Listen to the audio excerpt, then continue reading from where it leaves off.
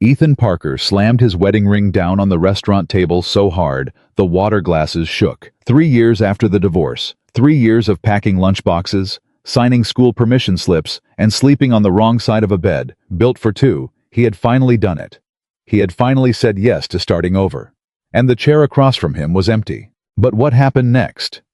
What a stranger whispered to him in that moment of total humiliation would destroy every lie he had ever believed about himself. Drop a comment with your city right now. I want to see how far this story travels. And if nobody's told you today, you deserve to be chosen too. Subscribe. This one's for you.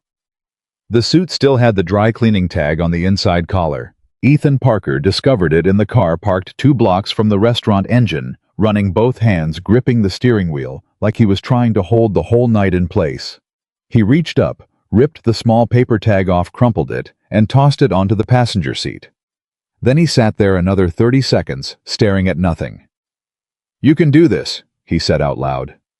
Nobody answered. Because nobody was there. That was the whole point of tonight, to change that. He cut the engine. The restaurant was called Bellvue. It sat on the corner of Main and 5th in downtown Millbrook, Colorado. The kind of place that used white tablecloths and soft lighting to make ordinary people feel like they mattered. Ethan had never eaten here before. He'd driven past it maybe 100 times, but always told himself it wasn't his kind of place. Too formal. Too quiet. Too much. But his sister Donna had made the reservation. "You're going," she'd said 2 weeks ago, standing in his kitchen with her arms crossed and her reading glasses pushed up on her forehead. "I already set up the profile. Her name is Christine. She's 41. She's a dental hygienist. She likes hiking, and she has no kids. You're going." Donna. Ethan. She said his name the same way their mother used to. Final. No room for argument. "You are 38 years old. You have been eating cereal for dinner 3 nights a week. You deserve a real life." He hadn't said anything back. He'd just nodded and stared at his coffee mug. The hostess smiled at him when he walked in. She was young 20-something, polished, the kind of smile that came from training rather than warmth. "Reservation for Parker," he said. "Table for 2, of course." She grabbed 2 menus. "Right this way." The table was near the window, which was nice. Ethan sat down, placed his phone face up on the table, and immediately turned it face down, because he didn't want to look desperate. Then he turned it face up again, because what if Christine was trying to reach him? No messages. He moved the salt shaker to the left, then moved it back. He opened the menu and read it without absorbing a single word. 6:58 p.m. 2 minutes early. He was 2 minutes early, which was fine, perfectly normal, not a sign of anything except that he'd driven a little faster than necessary. His daughter had helped him get dressed.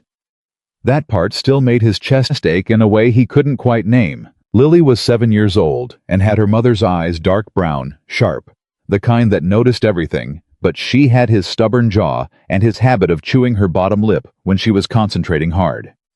She'd stood in the doorway of his bedroom that evening while he was struggling with his tie, watching him with an expression far too serious for a 7-year-old. "Dad?" "Yeah, Bug. You're doing it wrong. I know how to tie a tie. You've done it 4 times. He'd looked at his reflection. She was right. The tie hung crooked, the knot lumpy and uneven. He'd pulled it loose and tried again. "Come here," Lily had said.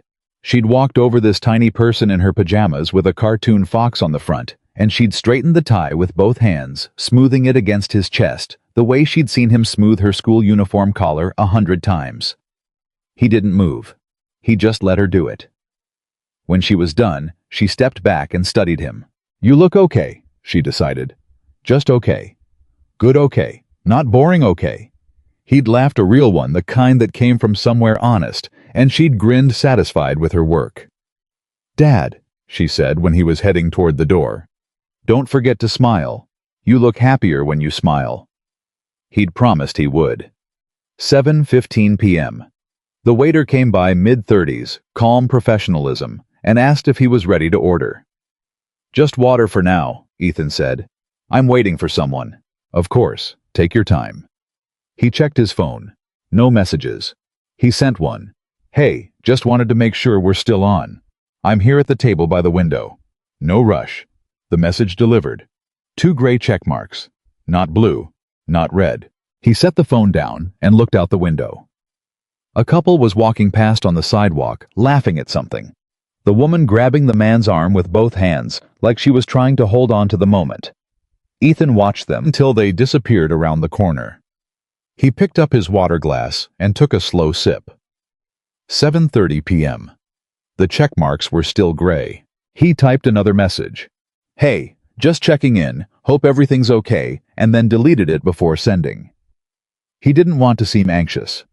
He wasn't anxious. He was fine. He was sitting alone in a restaurant built for two, wearing a suit that smelled faintly of cedar and dry cleaning chemicals, at a table with a candle he hadn't lit and a menu he couldn't focus on. He was completely fine. At the table beside him, a man about his age was laughing with a woman over shared appetizers, their conversation low and easy, the kind of comfortable that takes years to build. At the table on the other side, 2 older couples were celebrating something. Maybe an anniversary. Maybe just a Tuesday. It didn't matter, the women in pearls, the men raising glasses. Ethan looked at his phone again. Gray. He flipped it face down. The waiter came back at 7:45. This time, the polished professionalism had softened just slightly around the edges, and Ethan understood what that meant. He'd been there long enough that the staff had noticed. Can I get you anything? The waiter asked. Perhaps some bread while you wait. Sure, Ethan said. Yeah, that'd be great. The bread came. It was warm and wrapped in a white cloth. Ethan unrolled it, looked at it, and ate exactly 1 piece. It tasted like flour and humiliation. He checked his phone. 1 gray check mark now. The second one hadn't even appeared, which meant the message hadn't delivered, which meant her phone was either off or... He stopped that thought. 8:00 p.m.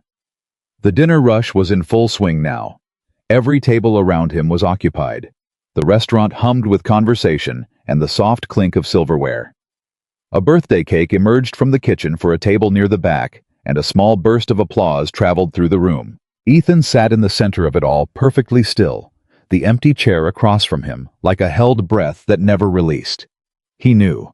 He'd known for 20 minutes if he was being honest. But knowing and accepting were 2 different rooms, and he hadn't been ready to walk into the second one yet. His phone buzzed. He grabbed it. It was a text from his sister. How's it going? He stared at the message for a long moment. He typed back, Good. Going great. He set the phone down. Something happened to a man when he sat alone in a public place long enough. When he stayed past the point of reasonable explanation. It wasn't dramatic, no tears, no outbursts, nothing that would make the other diners look up. It was quieter than that. It was the slow grinding work of embarrassment, the kind that got into the spaces between your ribs and settled there. Ethan Parker knew this feeling. He had felt a version of it on a Tuesday morning 3 years ago, sitting across from his ex-wife, Sandra, in their kitchen, while she explained in a calm and measured voice that she needed more than this. More than a small town. More than a man who worked construction and came home smelling like sawdust. More than a life that was, in her words, just so small. She hadn't been cruel about it. That almost made it worse. And since then, Ethan had rebuilt. Slowly, piece by piece, the way he knew how to rebuild things, methodically, carefully, measuring twice before every move. He'd made the house feel like home for Lily. He'd learned to braid hair well enough that her teacher had complimented it. He'd figured out that Thursday was pizza night and Saturday was pancakes, and that these small rituals were the stitching that held their little family of 2 together. He had been okay, but okay wasn't the same as whole. And sitting in this restaurant staring at an empty chair, he felt the distance between those 2 words more clearly than he had in years. Sir. The waiter again. This time his voice was carefully gentle, the way people speak to someone they're trying not to embarrass further. Would you like to go ahead and order? Or perhaps I can box up the bread for you. I'll take the check, Ethan said. For the water. Of course. No charge for the water, sir. Right. He nodded. Right, of course. He reached for his jacket on the back of the chair. His movements were deliberate, measured. He was not going to rush. He was not going to look flustered. He was going to stand up and walk out of this restaurant like a man who had simply decided to leave. He stood. And that was when someone approached his table, not from the direction of the entrance. From a table nearby, a woman who had been sitting alone herself, he realized, though he hadn't noticed her before. She was wearing a simple blue dress, nothing extraordinary, and she moved the way some people do when they're certain of their intention, but uncertain of their welcome. She stopped beside his table. She looked at him. Not at his suit, or his untouched menu, or the empty chair. At him. "Excuse me," she said, her voice low enough that only he could hear it. "I know this is completely forward and strange, and you can absolutely tell me no." She paused, and something flickered across her face. The particular bravery of a person saying a thing they've already decided to say. "But I've been sitting over there watching you for the last hour, and I don't think you should have to sit alone tonight. Would you—" She stopped herself, took a breath. "Will you choose me just for conversation, for the night? I'll understand if the answer is no." Ethan stared at her. Of everything he'd imagined happening tonight. Christine arriving late. Christine arriving with an excuse. Christine calling the evening somehow turning around, this was not something he'd imagined. He looked at this woman. Truly looked at her the way you rarely take a moment to look at a stranger. She was plus-size, the kind of woman that a certain type of man would glance past in a restaurant, in a grocery store, in a life. She had reddish-brown hair pulled back with a clip that was slightly crooked. Small gold earrings. Hands that were a little floury at the knuckles, or maybe that was a trick of the candlelight. She looked like someone who worked with her hands. Someone who made things. She looked like someone who had also been brave tonight and recently hurt by it. Ethan started. "You don't have to," she said again quickly. "I just thought—" "Sit down," he said. She blinked. "Please," he added, because manners were muscle memory. "Please sit down." She sat. For a moment, neither of them said anything. The restaurant moved around them. Plates cleared, glasses, refilled, laughter from the anniversary table, and the two of them just sat with the strangeness of the moment settling between them. "I'm Maya," she said finally. "Maya Collins. Ethan Parker." They shook hands across the table, which was somehow both formal and absurd enough that Ethan felt the corners of his mouth pull upward without permission. "Were you waiting for someone too?" he asked. Maya tilted her head. "Not exactly. I was at a business dinner at the table over there. It ended about 45 minutes ago." She glanced in the direction she'd come from. "I should have left. I ordered dessert instead." "You stayed." "I stayed." She looked at him directly then, and there was something deliberate about it, like she'd decided in advance not to look away. "I kept watching you, and I know how that sounds, a strange woman watching a man alone at a restaurant. But it wasn't anything weird. You just—" She paused, searching for the word. "You just looked like someone who deserved better than an empty chair." Ethan was quiet for a moment. "The business dinner," he said. "Did it go well?" Her expression shifted, quick, controlled, but he caught it. A small closing off. "No," she said. "It didn't." "I'm sorry. I'm sorry about your date." She didn't show. "I figured." He looked at her. Was it that obvious? Only to someone who's been there. She said it simply, without drama, and that directness was something Ethan hadn't experienced in a long time. Someone just saying the true thing without dressing it up or softening it into something easier. "How long ago?" he asked. The being stood up, or the general experience of waiting for someone who doesn't come. He thought about it. "The second one." Maya considered this. "Longer than I'd like to admit," she said. He exhaled. 3 years. She nodded slowly, not with pity, with the particular understanding of someone who has done their own accounting. The waiter reappeared, surprised to find the previously abandoned table now occupied by two. "Can I get you something?" he asked, looking between them. Ethan looked at Maya. Maya looked at Ethan.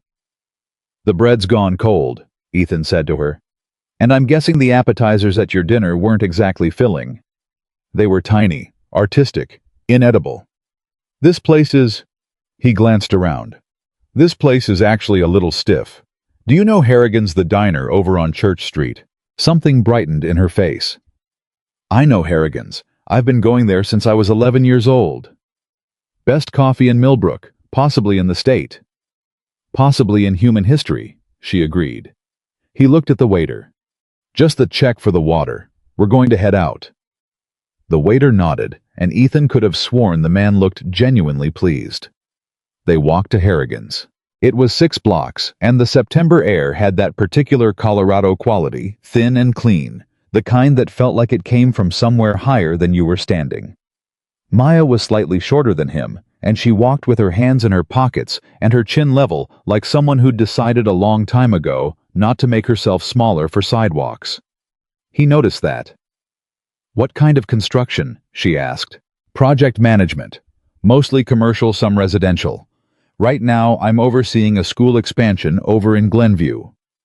A school. That's nice? It's a job. It's a school, she repeated, and something in her tone told him she meant it as more than small talk. Kids are going to learn things in a building you built.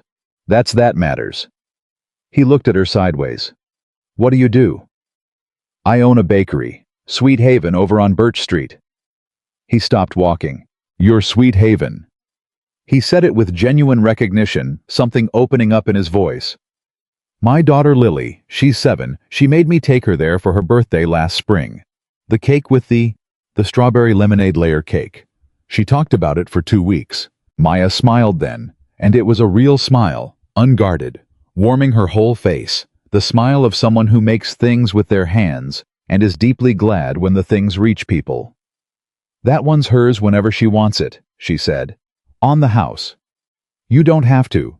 I know, I want to. Harrigan's was warm and slightly loud, with the comfortable noise of a place that has been the same for decades and has no intention of changing. Red vinyl booths, a counter with spinning stools. Coffee that came in thick ceramic mugs and tasted the way coffee was supposed to taste. They slid into a booth near the back. The waitress, older, gray-haired, moving with the economy of someone who's done this 40,000 times, set down 2 menus without being asked and said, What'll it be tonight, hon, to Maya, with the familiarity of a regular? The usual, Maya said.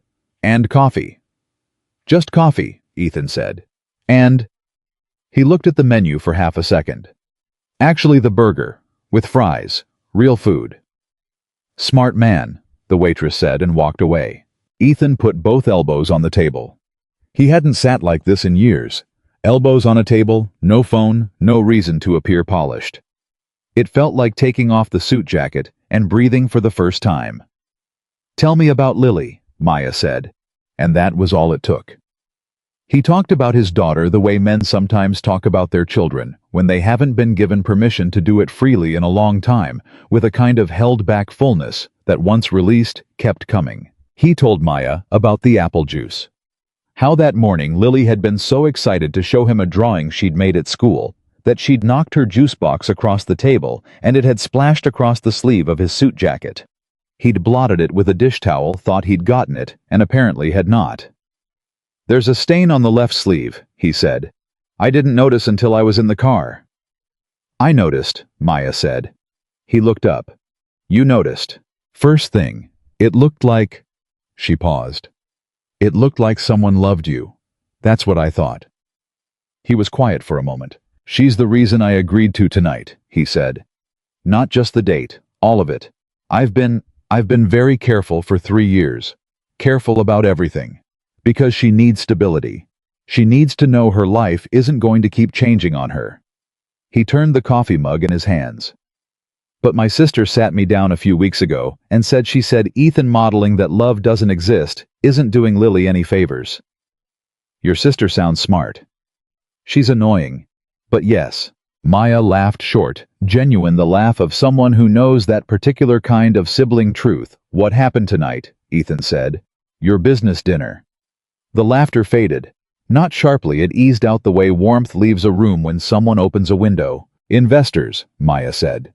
3 men in suits who had very definite ideas about what a successful bakery owner should look like. She picked up her coffee mug. They kept saying things like, with some adjustments you'd be very marketable. Or image is such a factor in food branding. Like Sweet Haven isn't already successful. Like I haven't spent 7 years building it from nothing.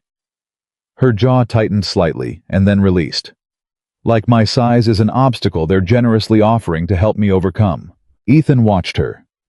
What did you say? He asked. I said thank you for dinner, put on my coat and left. He exhaled slowly. Good. I was shaking, she admitted.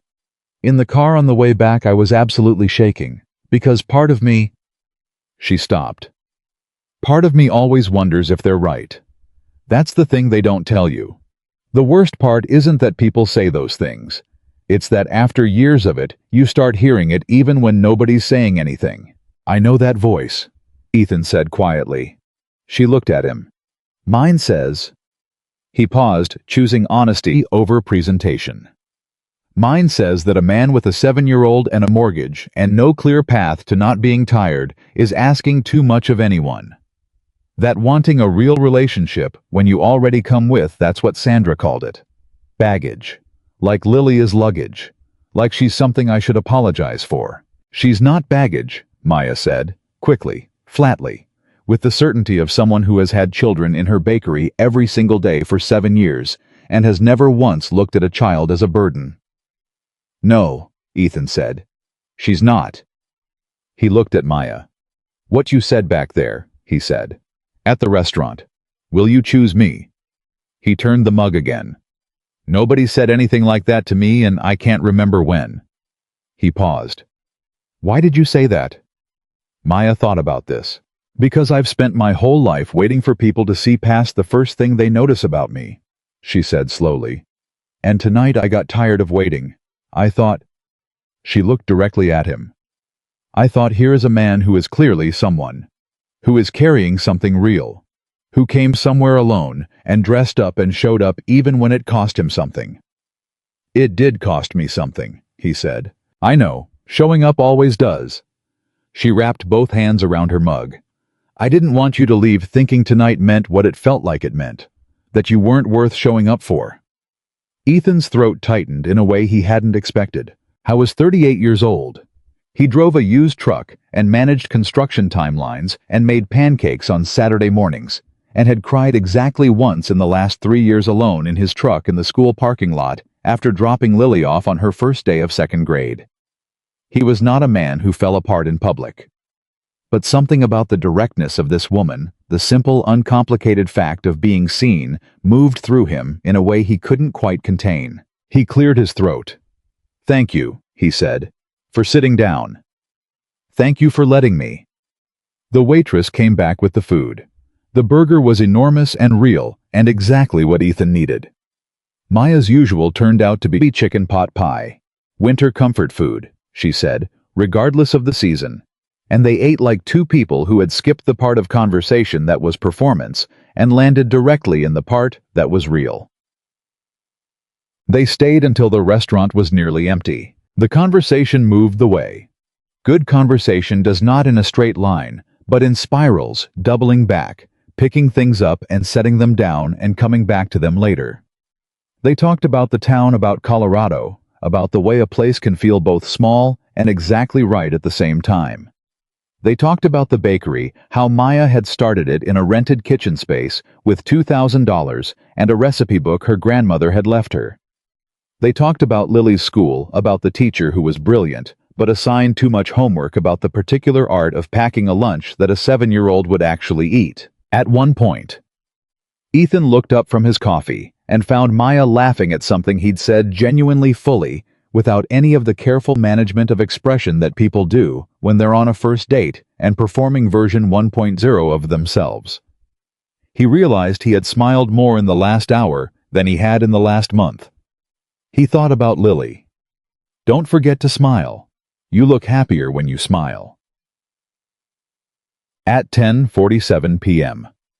Maya looked at her phone and said, I have to open at 6. Right. Ethan sat back. Yeah, me too. Not at 6, but... He looked at the window. The street outside was quiet, the good kind of late-night quiet that felt like a held breath rather than an absence. This was... good, she said. Simple. Yeah. He paid the check which she tried to argue about, and he wouldn't hear. and they walked back out into the cool September night.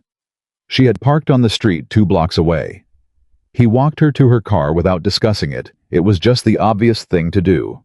They stood on the sidewalk beside her car. "I'm glad I asked," Maya said. "I'm glad you did too." She held out her hand, that formal, slightly absurd handshake again, and this time he laughed, actually laughed, and she laughed too, and then instead of shaking it, he held it. Just for a second. Just long enough to make the decision to let go feel like a choice. "Good night, Maya Collins," he said. "Good night, Ethan Parker." He stood on the sidewalk and watched her drive away. The taillights turned the corner and disappeared. The street was empty. He reached into his jacket pocket for his keys, and his fingers found the crumpled dry cleaning tag from the beginning of the night. He held it in his palm. Then he put it back in his pocket. He got in his truck. He sat for a moment in the dark. Then he pulled out his phone and opened the contact he'd just saved, Maya Collins, Sweet Haven. He didn't send a message. Not yet. It was almost 11 o'clock, and she had to be up at 5. But he looked at the name for a long time. Then he drove home through the quiet Colorado dark, and when he walked through his front door, he checked on Lily, tucked in tight, one arm wrapped around her stuffed elephant, breathing deep and even, and he stood in her doorway for a moment longer than usual. "Good night, Bug," he whispered. She didn't wake up, but he was smiling. He had gone to that restaurant to find someone who might want him. He had come home having met someone who already did, and he had absolutely no idea yet what that would cost him or what it would give back. The name sat in his phone for 4 days before he did anything about it. Maya Collins, Sweet Haven. He'd look at it sometimes in the in-between moments, waiting for a contractor to answer, sitting in the truck outside Lily's school, standing at the kitchen counter while the coffee brewed. Not long, just a second or two, like checking to make sure a door was still there before deciding whether to open it. On the 5th day, a Thursday, Lily came home from school with flour on her backpack. "How'd that get there?" he asked, holding up the strap. She shrugged in the way she did when the answer was obvious, and she was waiting for him to catch up. "We made biscuits in class today, for the baking unit." She pulled the backpack off and dropped it on the kitchen chair. "Mrs. Albright says baking is science. Did you know that?"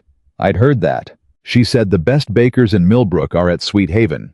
She said the lady who runs it went to a real culinary school and everything." Lily opened the fridge, grabbed an apple, and bit into it with the efficient economy of a child who had approximately 4 minutes of patience for adult conversation. "Can we go there sometime?" Ethan looked at his daughter. "Yeah," he said. "We can go there." That night, after Lily was in bed, he picked up his phone and typed, "I heard you were recommended by a 3rd-grade baking unit today. Thought you should know." He sent it before he could rewrite it into something more carefully constructed. 3 minutes passed. He set the phone down and told himself he wasn't watching it. Then it buzzed. Mrs. Albright's class. "She sends them in every December to make gingerbread. I've been waiting for your daughter." He read it twice. Then typed, "She already knows what she wants to order. The strawberry lemonade cake." "You remembered." "I remember every cake," Maya wrote back. "It's a professional thing. Also possibly a little obsessive." He smiled at his phone in the dark of his living room, like a man who'd forgotten he was allowed to do that. They texted for 45 minutes. It was easy in the way that very few things were easy, the kind of ease that felt like finding footing on ground you'd been afraid was too soft to hold you. She told him about a new recipe she was testing. He told her about the school expansion, about the city inspector, who was a reasonable man on Mondays and an unreasonable one the rest of the week. She laughed at that. He could tell from the ha-ha that it was real, not polite, because she followed it immediately with a story about a health inspector who had once told her that her cinnamon rolls were a public health risk in the best possible way. When they finally said goodnight, it was almost midnight. He sat for a moment in the dark. Then he thought, I should ask her to get coffee. Then he thought, what if she says no? Then he thought, she walked across a restaurant and said, will you choose me to a stranger? She's not going to say no to coffee. He typed, are you free Saturday morning coffee, not at Harrigan's, somewhere else, wherever you like?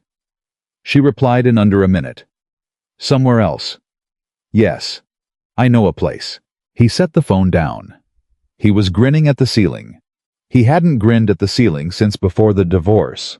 He wasn't sure he'd known that was something he'd stopped doing until just now. Saturday arrived with the particular cruelty that Saturdays with a 7-year-old specialize in, which is to say that Lily was awake at 6:04 a.m. and in his doorway by 6:06, announcing that they were out of the good cereal and asking if they could have pancakes. He made the pancakes. He made them in the shape of animals because Lily had seen it on a YouTube video and decided this was non-negotiable. The elephant looked more like a cloud. The rabbit looked like an elephant. Lily ate them without complaint and declared the elephant pretty good for someone who doesn't practice. His sister Donna picked Lily up at 9:30, which was the plan. A morning at Donna's, which meant chaos and cousins, and being spoiled in ways that Ethan had largely stopped trying to regulate. Before Lily got in the car, she turned around and looked at him standing in the doorway. "Are you going somewhere?" she asked. "Just getting coffee with a friend." She studied him. She had her mother's eyes and his inability to be deceived.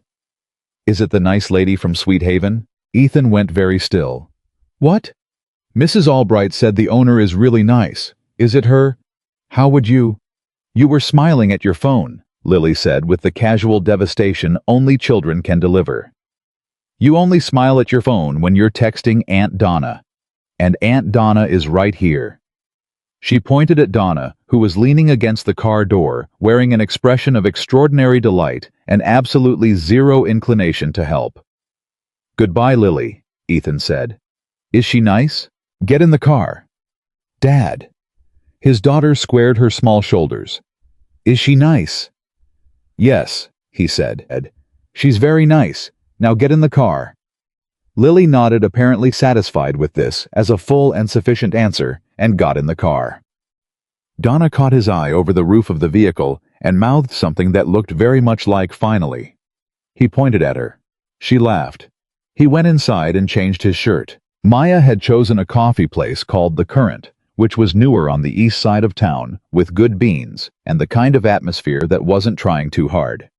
He arrived 2 minutes early this time too, but this time there was no anxiety in it. It was just who he was.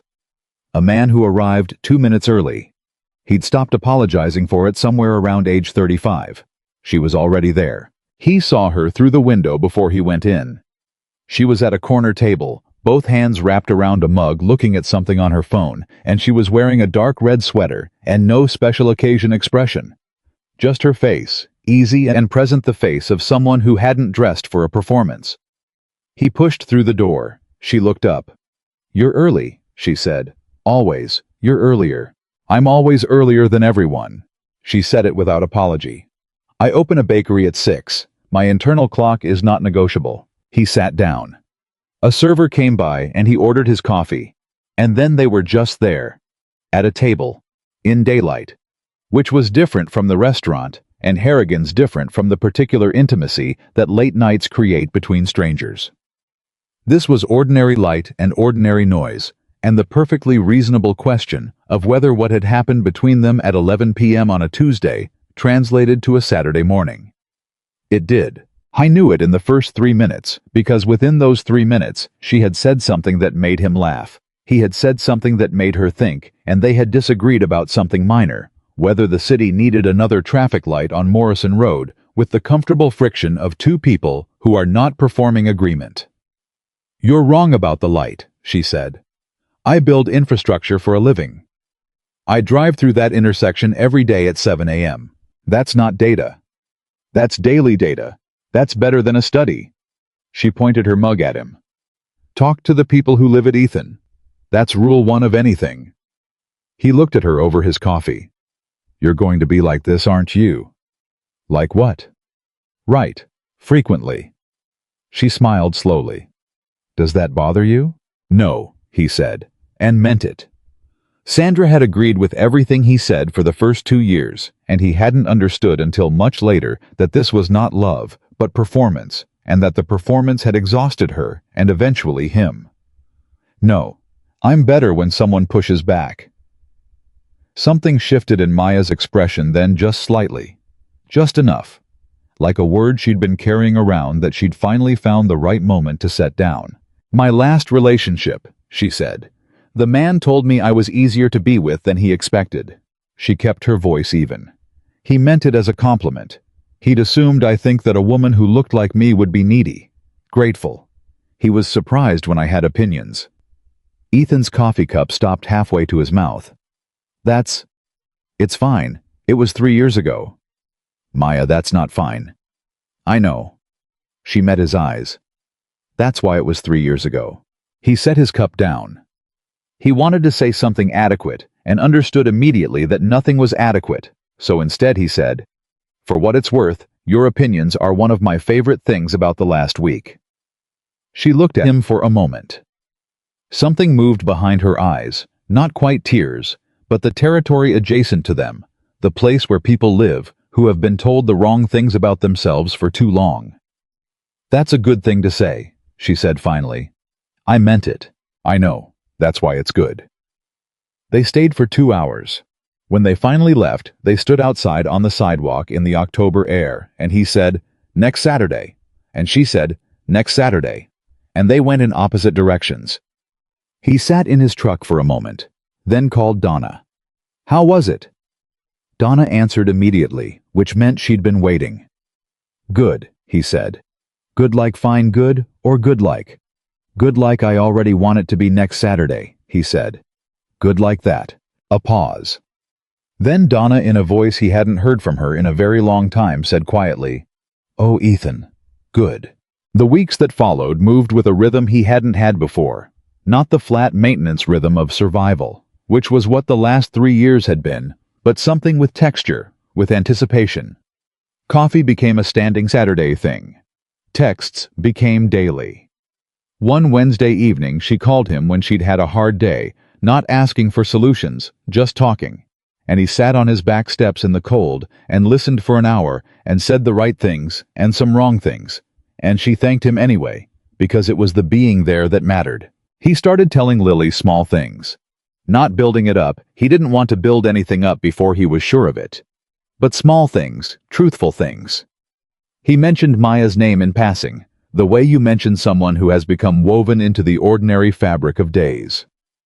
Lily filed the information away without comment, which meant she was paying very close attention. He was right to be careful. He was also gradually less afraid. The first real test came in November. I was having lunch with 2 guys from his crew, Mike Dolan and Rob Estevez, at the sandwich place near the worksite. They were talking about the upcoming city council vote on the road contracts, and Mike was mid-sentence when he looked up at Ethan and said, "Hey, aren't you seeing someone? I heard that from Terry." "Terry needs a different hobby," Ethan said. "So it's true." "I didn't say that." "You didn't not say it either." Mike leaned back. "Who is it?" "Nobody you know." "Is she from Millbrook?" "Drop it, Mike." Rob, who was more perceptive than he let on, said nothing and looked at his sandwich.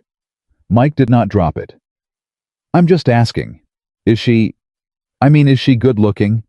Because you've been in a better mood lately, and Terry said he saw you at the Current with someone, but he wasn't close enough to."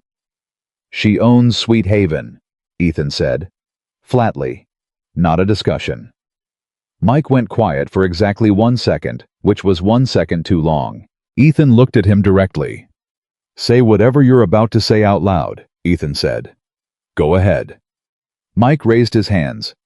"I didn't say anything." "You were about to." She's a bigger girl, right? The owner." The table was very quiet.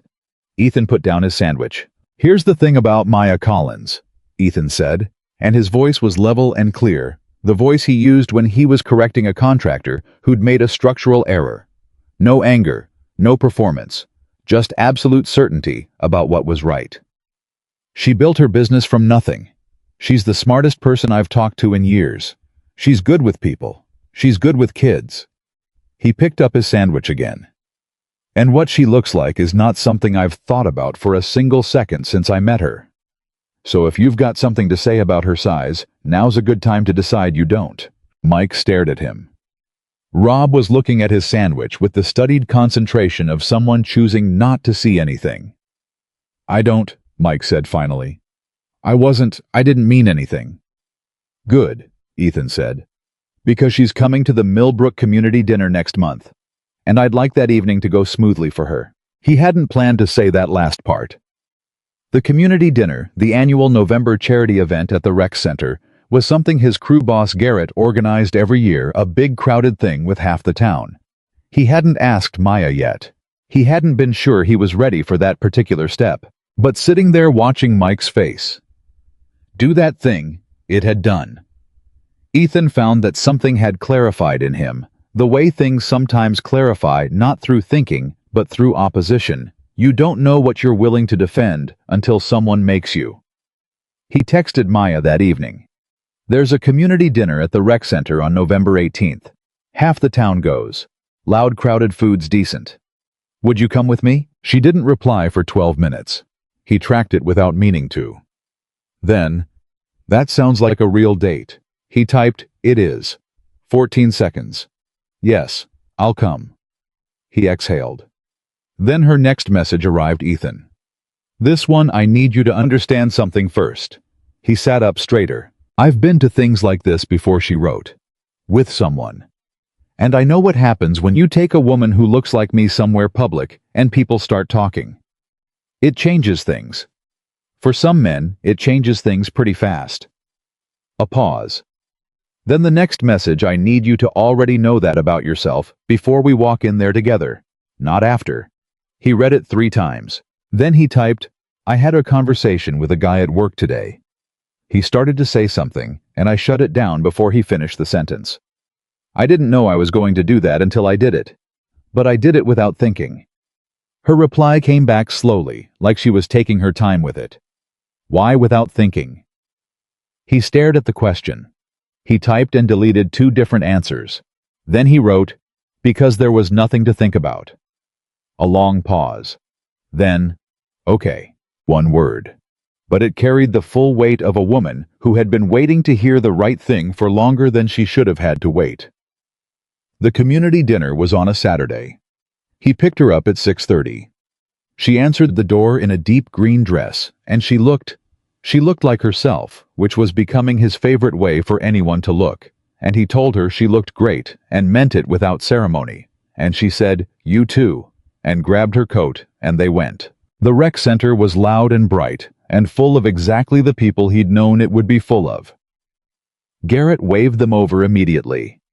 His wife Carol shook Maya's hand and said, I've been going to your bakery since you opened. Those lemon bars changed my life. Maya laughed, and they were absorbed into conversation almost instantly. Ethan watched. He watched people meet Maya. He watched their faces. He was honest with himself about what he was looking for. The flicker of assessment.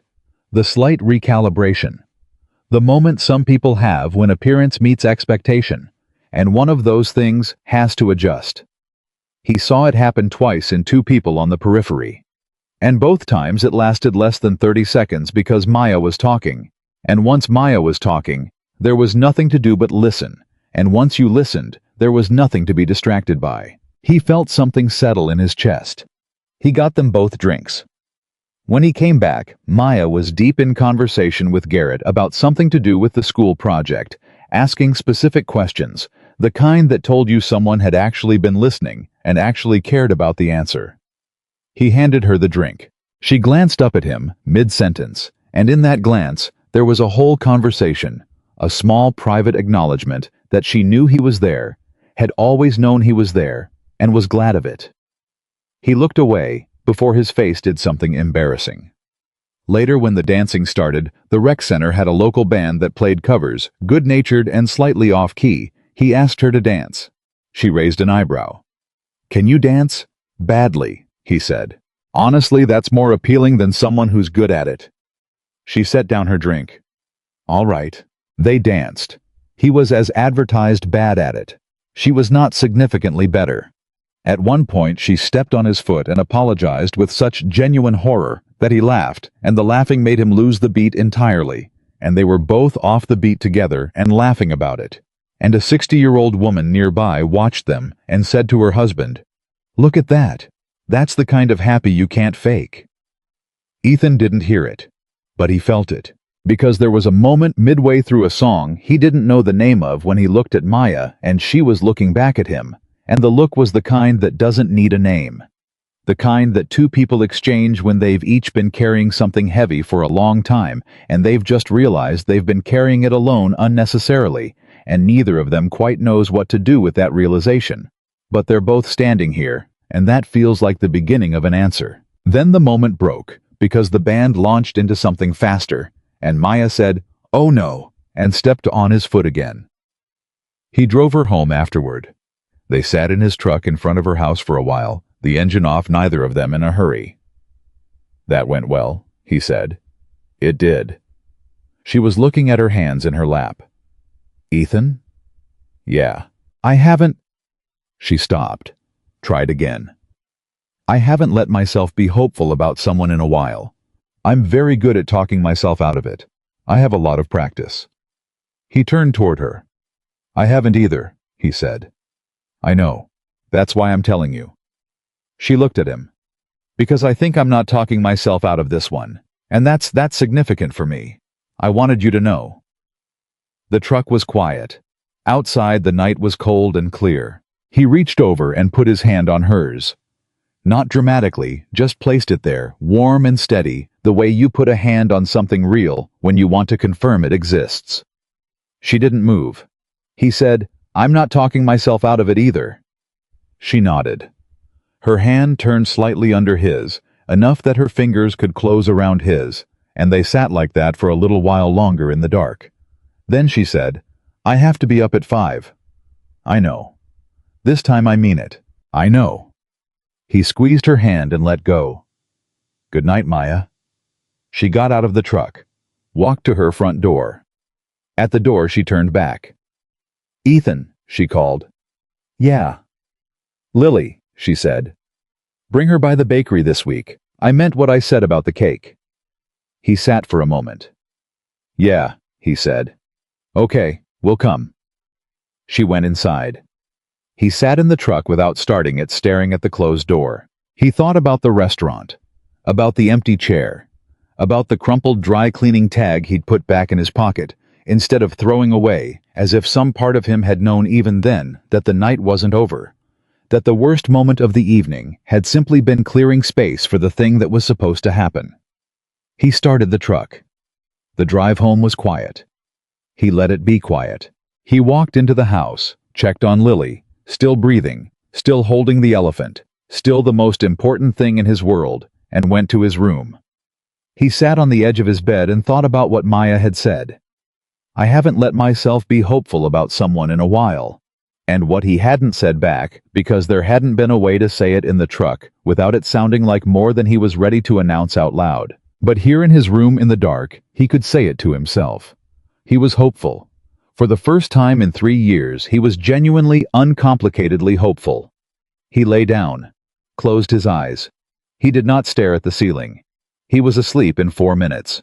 And somewhere across town, Maya Collins was sitting at her kitchen table with a mug of tea she'd made out of habit, not because she needed it, staring at nothing in particular, feeling something she hadn't let herself feel in a very long time. She was smiling. Not at anything, just smiling. She caught herself doing it and thought, "There it is. There's the thing I was afraid of." And then she thought, "Good." She drank her tea. She went to bed. The week that followed was ordinary in all the ways that matter. Lily's homework, Ethan's project deadlines, Maya's early mornings and late ordering schedules.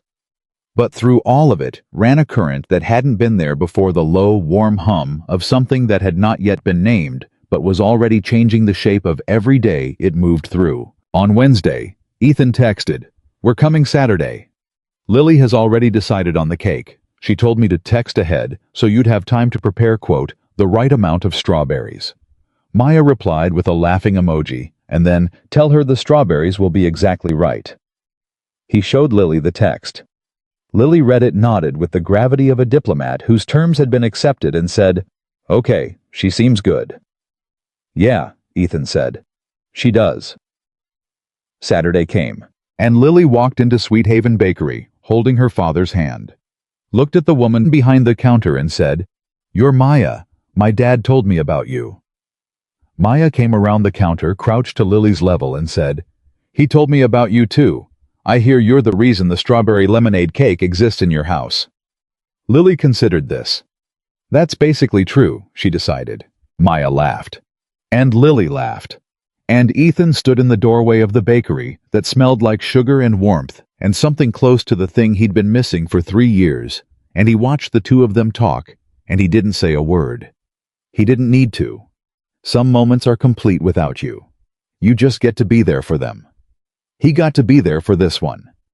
And it was in its ordinary, unspectacular way, one of the best things he had seen in years. Lily talked about Maya for 11 days straight. Not obsessively, not in the way that would have made Ethan nervous, but in the easy, offhand way that children talk about people who have become real to them. She mentioned the bakery the way she mentioned her teacher or her best friend Cora, or the cartoon she was currently devoted to. Just woven in. Present. Like Maya had always been part of the background and was only now stepping into the foreground where she belonged. Maya said sourdough takes 3 days. Lily announced at breakfast on a Tuesday, not looking up from her toast. "Is that right?" "Because of the starter. The starter is alive. Did you know that? It's like a pet, but you eat it." "I did know that.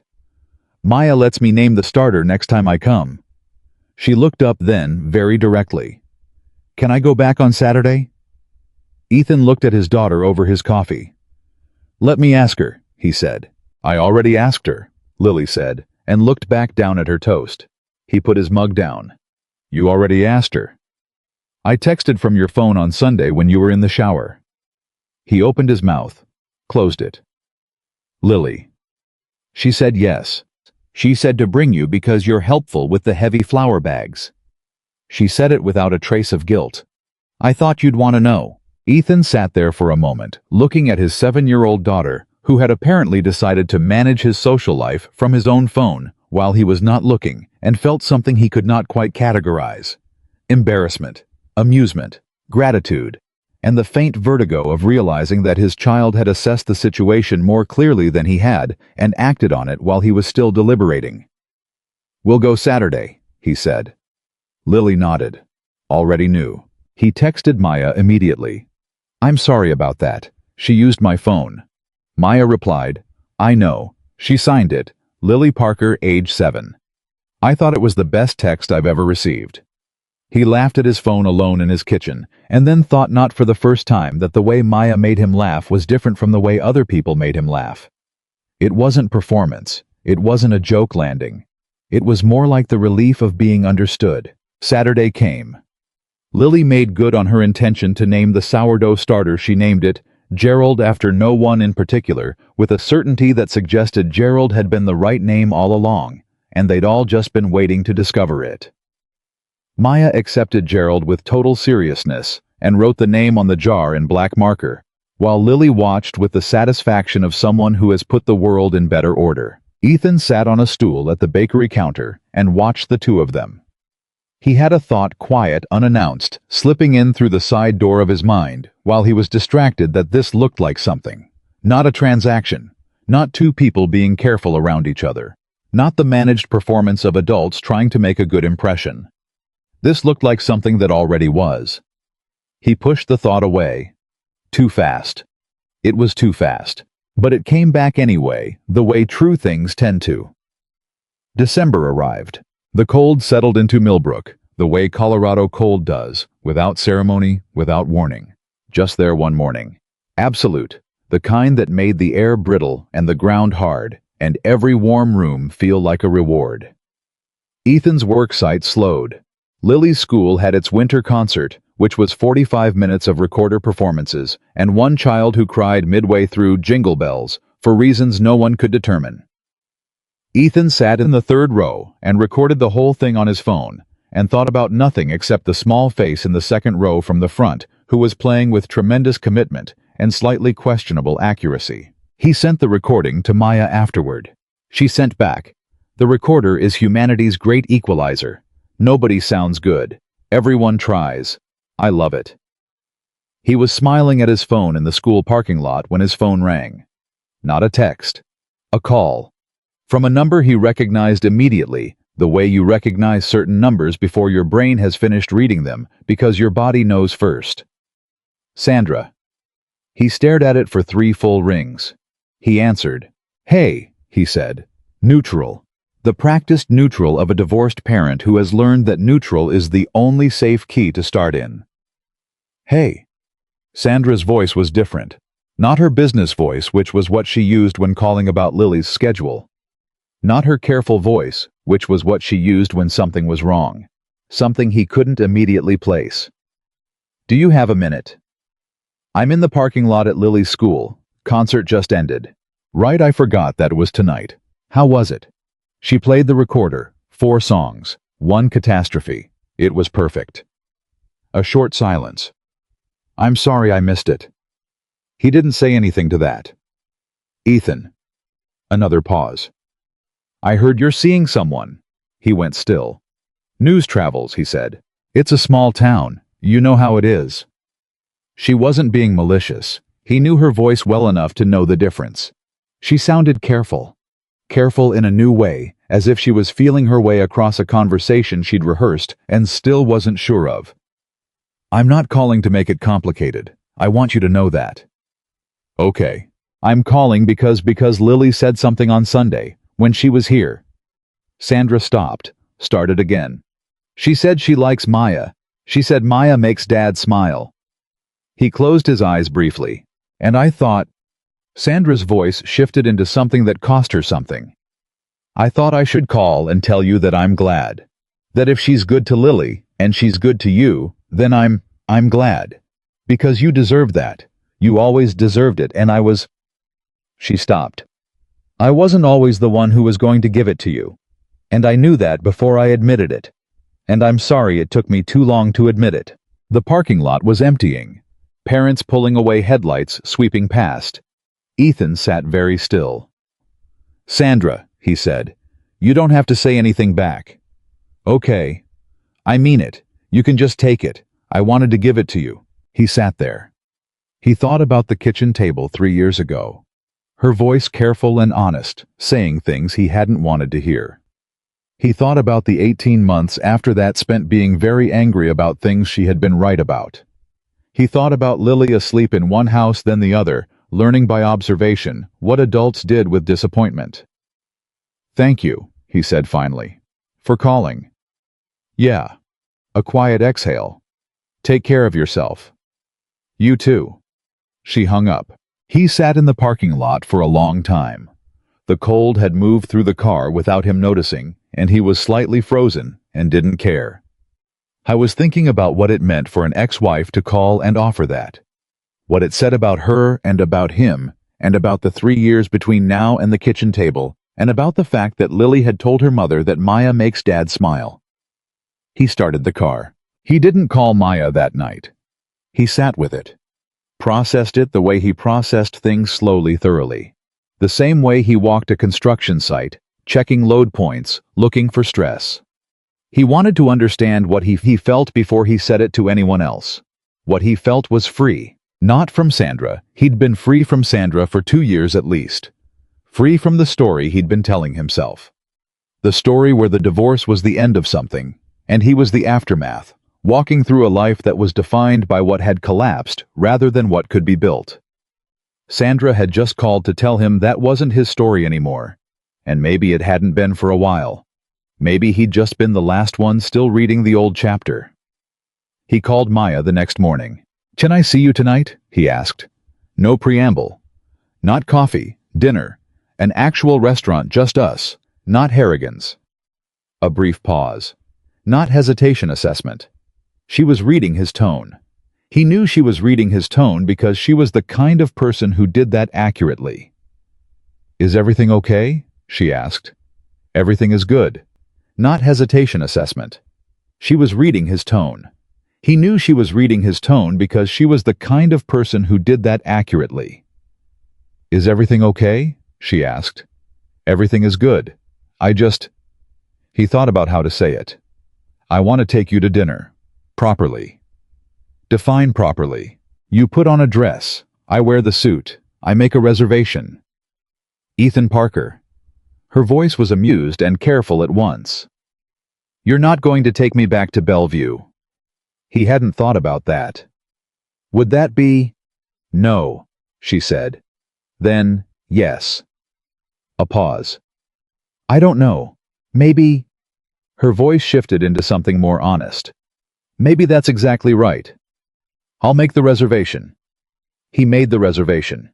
He picked up Lily from school, made dinner, did homework, read 2 chapters of the book Lily was obsessed with, got her to bed, and then sat on the edge of his bed and called Donna. I'm taking Maya to dinner tomorrow, he said. Good, Donna said. At Bellevue. Silence. The restaurant where you got stood up. Yes. Ethan. I know. Does Maya know what that place is? She knows. Another pause. Okay. But why? He thought about it. Because I want to replace what happened there with something better. And I want her to be the person I do that with. Donna was quiet for a moment. That felt important. I love you, she said. You know that. I know. Wear the good tie. He wore the good tie. He arrived at Bellevue at 7. He was, as always, 2 minutes early. And he stood in front of the restaurant, the same entrance, the same window where he'd watched couples walk past on the sidewalk 3 months ago, while the embarrassment settled into his chest like sediment, and he breathed. He was not that man right now. He was the same man, but he was not that moment. The door opened. Maya. She was wearing the blue dress. Not the same blue dress, a deeper one, navy. Something with sleeves and a way of moving when she walked that made everything around her slightly less important. She had done something with her hair. She looked like herself, but herself on a night when she had decided deliberately that she deserved to take up the full amount of space available to her. She stopped when she saw him. You wore the suit, she said. You wore a dress. I did. She looked at the restaurant behind him, the window, the entrance. He watched her take it in. Okay, she said quietly, and he understood that the word was about more than just the restaurant. They went in. The hostess showed them to a table. Not the same table, he'd specifically requested a different one, but the same room, the same white tablecloths and soft light and the ambient sound of other people's evenings in progress. Ethan held Maya's chair. She sat. He sat across from her. For a moment they just looked at each other. Last time I was here, he said, I sat by the window. I watched the door for an hour. I know.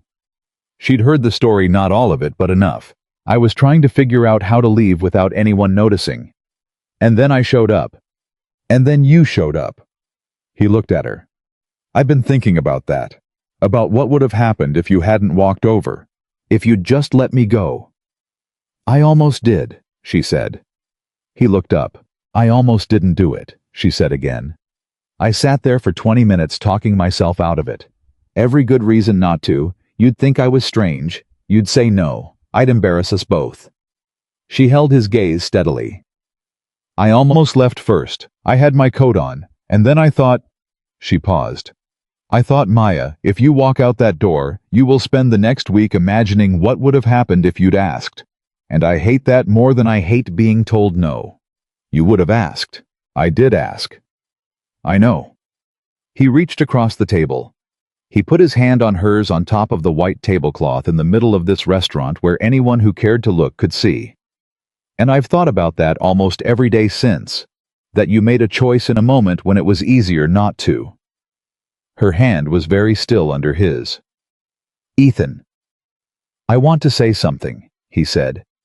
I've been waiting to say it when it was right, and I think tonight is right. She waited. I was not in a good place 3 months ago, he said. I was functional. I was okay. I was doing everything I was supposed to do. But I had settled into something that felt like the ceiling. Like this is as good as it gets for you now. Single father in a small town, responsible, reliable, taking care of everything except himself. He kept his voice even, not performing the emotion, just saying it. And then you sat down across from me, and inside a week, I started to understand that the ceiling wasn't the ceiling. It was just where I'd stopped looking up.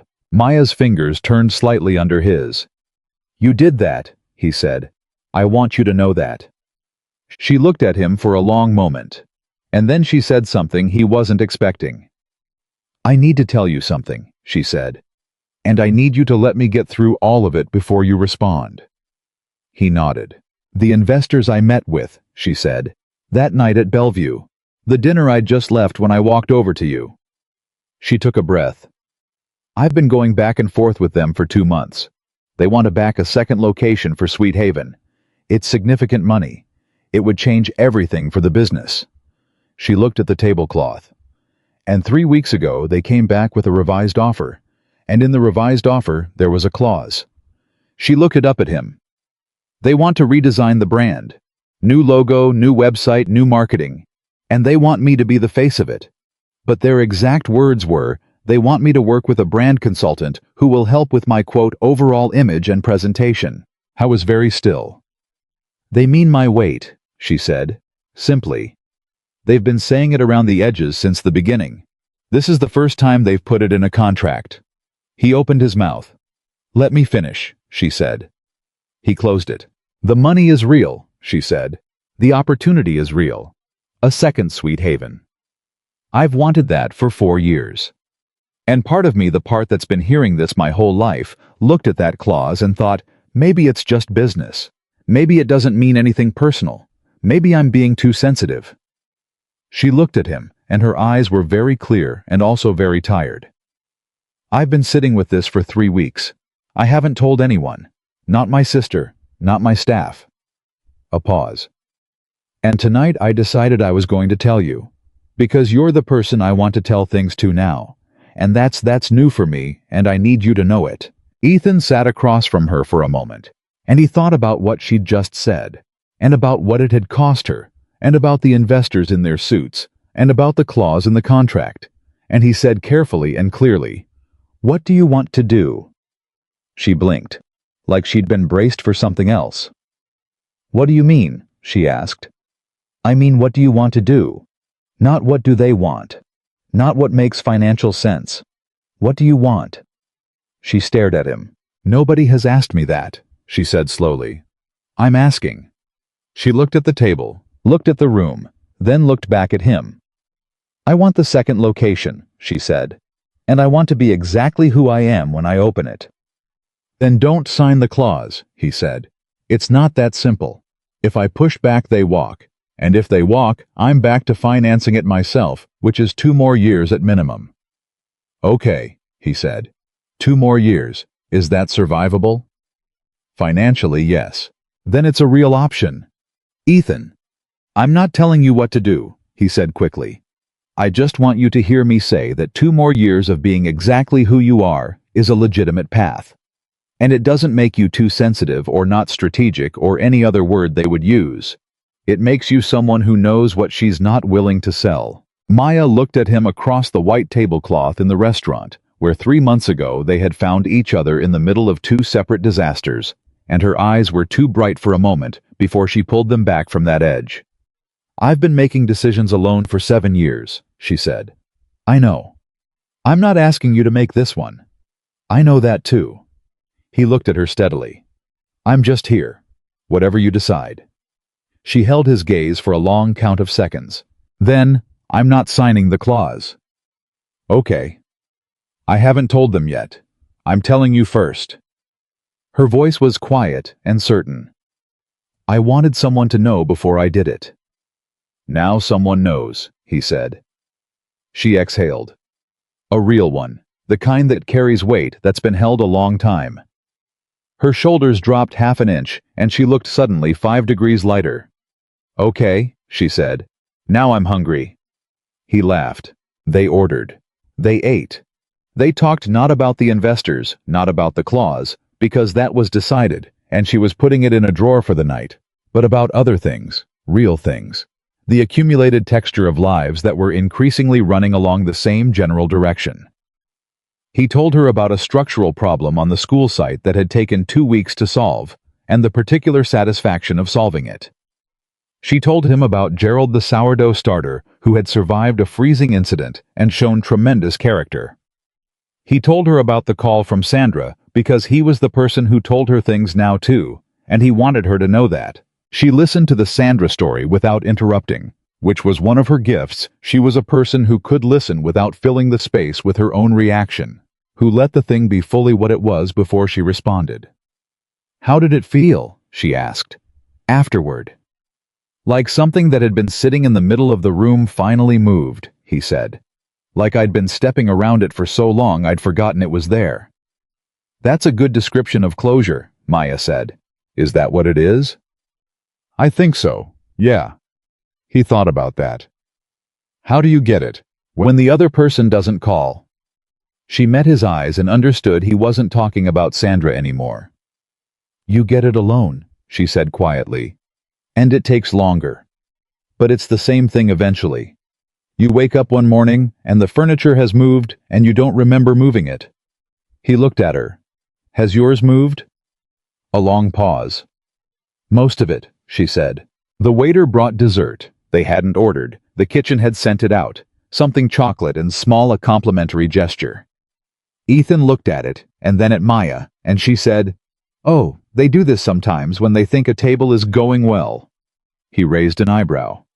"Do they?"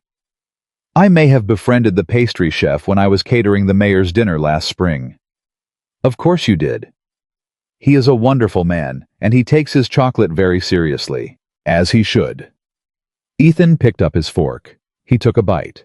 He pointed at her. "This is exceptional. Everything he makes is exceptional." She took a bite herself. Her eyes closed for exactly 1 second, the involuntary closure of someone experiencing a perfect thing. "God, yeah." They finished the dessert. They stayed until the restaurant was quieting, until the tables around them were emptying out. They were not the last ones there, but they were close. Nobody rushed them. Nobody came by with pointed questions about whether they were ready for the check. Finally, naturally, they stood. He helped her with her coat. His hands were at her shoulders for just a moment, and she went still in the way she sometimes did when he touched her. Not pulling back, the opposite actually, a small leaning in that she probably didn't know she was doing. He did know. He noticed everything about her by now. They stepped outside. The December air was hard and cold and clear, and their breath made small clouds, and he stood close to her on the sidewalk. "I have to tell you something," he said. She turned to look at him. "I was afraid to come here tonight," he said. "To this specific place. I thought it was going to be, I don't know, heavy, or sad, or like I was trying to prove something. And none of that happened." He looked at her. "You made it just dinner. A really good dinner, like you do." She looked up at him, and in the cold and the dark, her face was open in the way it got sometimes, the way it got when she had stopped managing the distance between herself and a feeling. "Ethan," she said. "Yeah." "I'm going to ask you something, and I need you to answer me honestly." "Okay." "Are you—" She stopped. "Are you scared of this?" He thought about lying because lying was faster. Decided against it. "Yes," he said. "Some days. Yeah." "Me too," she said. But I'm more afraid of not doing it." She looked at him directly. "That's where I've landed. You—" He looked at her, this woman who had walked across a restaurant toward a stranger who had built something real from nothing, who had just decided not to sell the part of herself that was hardest to protect, who texted him at odd hours with thoughts that were never small. He reached up and touched her face.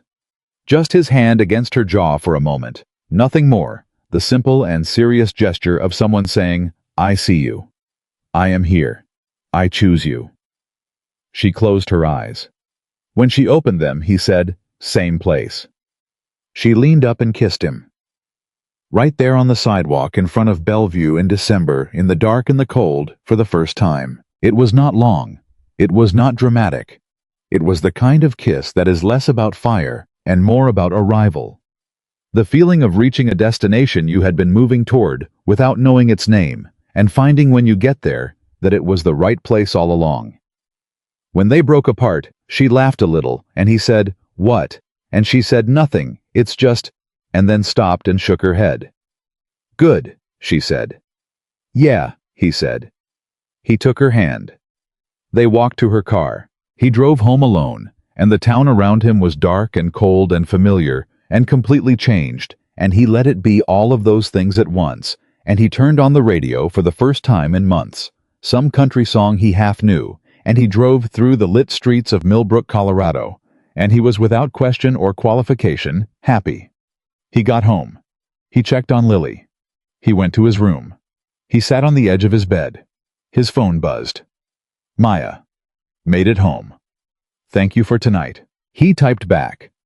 Thank you for 3 months ago. 3 dots appeared immediately. Then, we're really doing this, huh? He looked at the message. He typed, yeah, we really are. He set the phone down. He looked at the ceiling. He was not grinning at it this time. This was quieter than grinning. This was the particular deep private calm of a man who has been braced for a long time and has finally in one slow exhalation let the brace go. He lay back. He thought about Lily on Saturday naming Gerald. He thought about Maya signing her name on the jar in black marker. He thought about the way her hand had turned under his on the tablecloth, the small movement that said what neither of them had said with words, yet the thing that was coming, the thing that was already there. He closed his eyes. Outside Millbrook was cold and still, and exactly where it had always been, and inside him something that had been still for 3 years was moving again. Quietly, steadily, in the direction of something real. The investors called Maya on a Monday morning, 8 days after she'd told Ethan she wasn't signing the clause. She was in the back of the bakery when her phone rang, hands deep in bread dough, and she let it go to voicemail.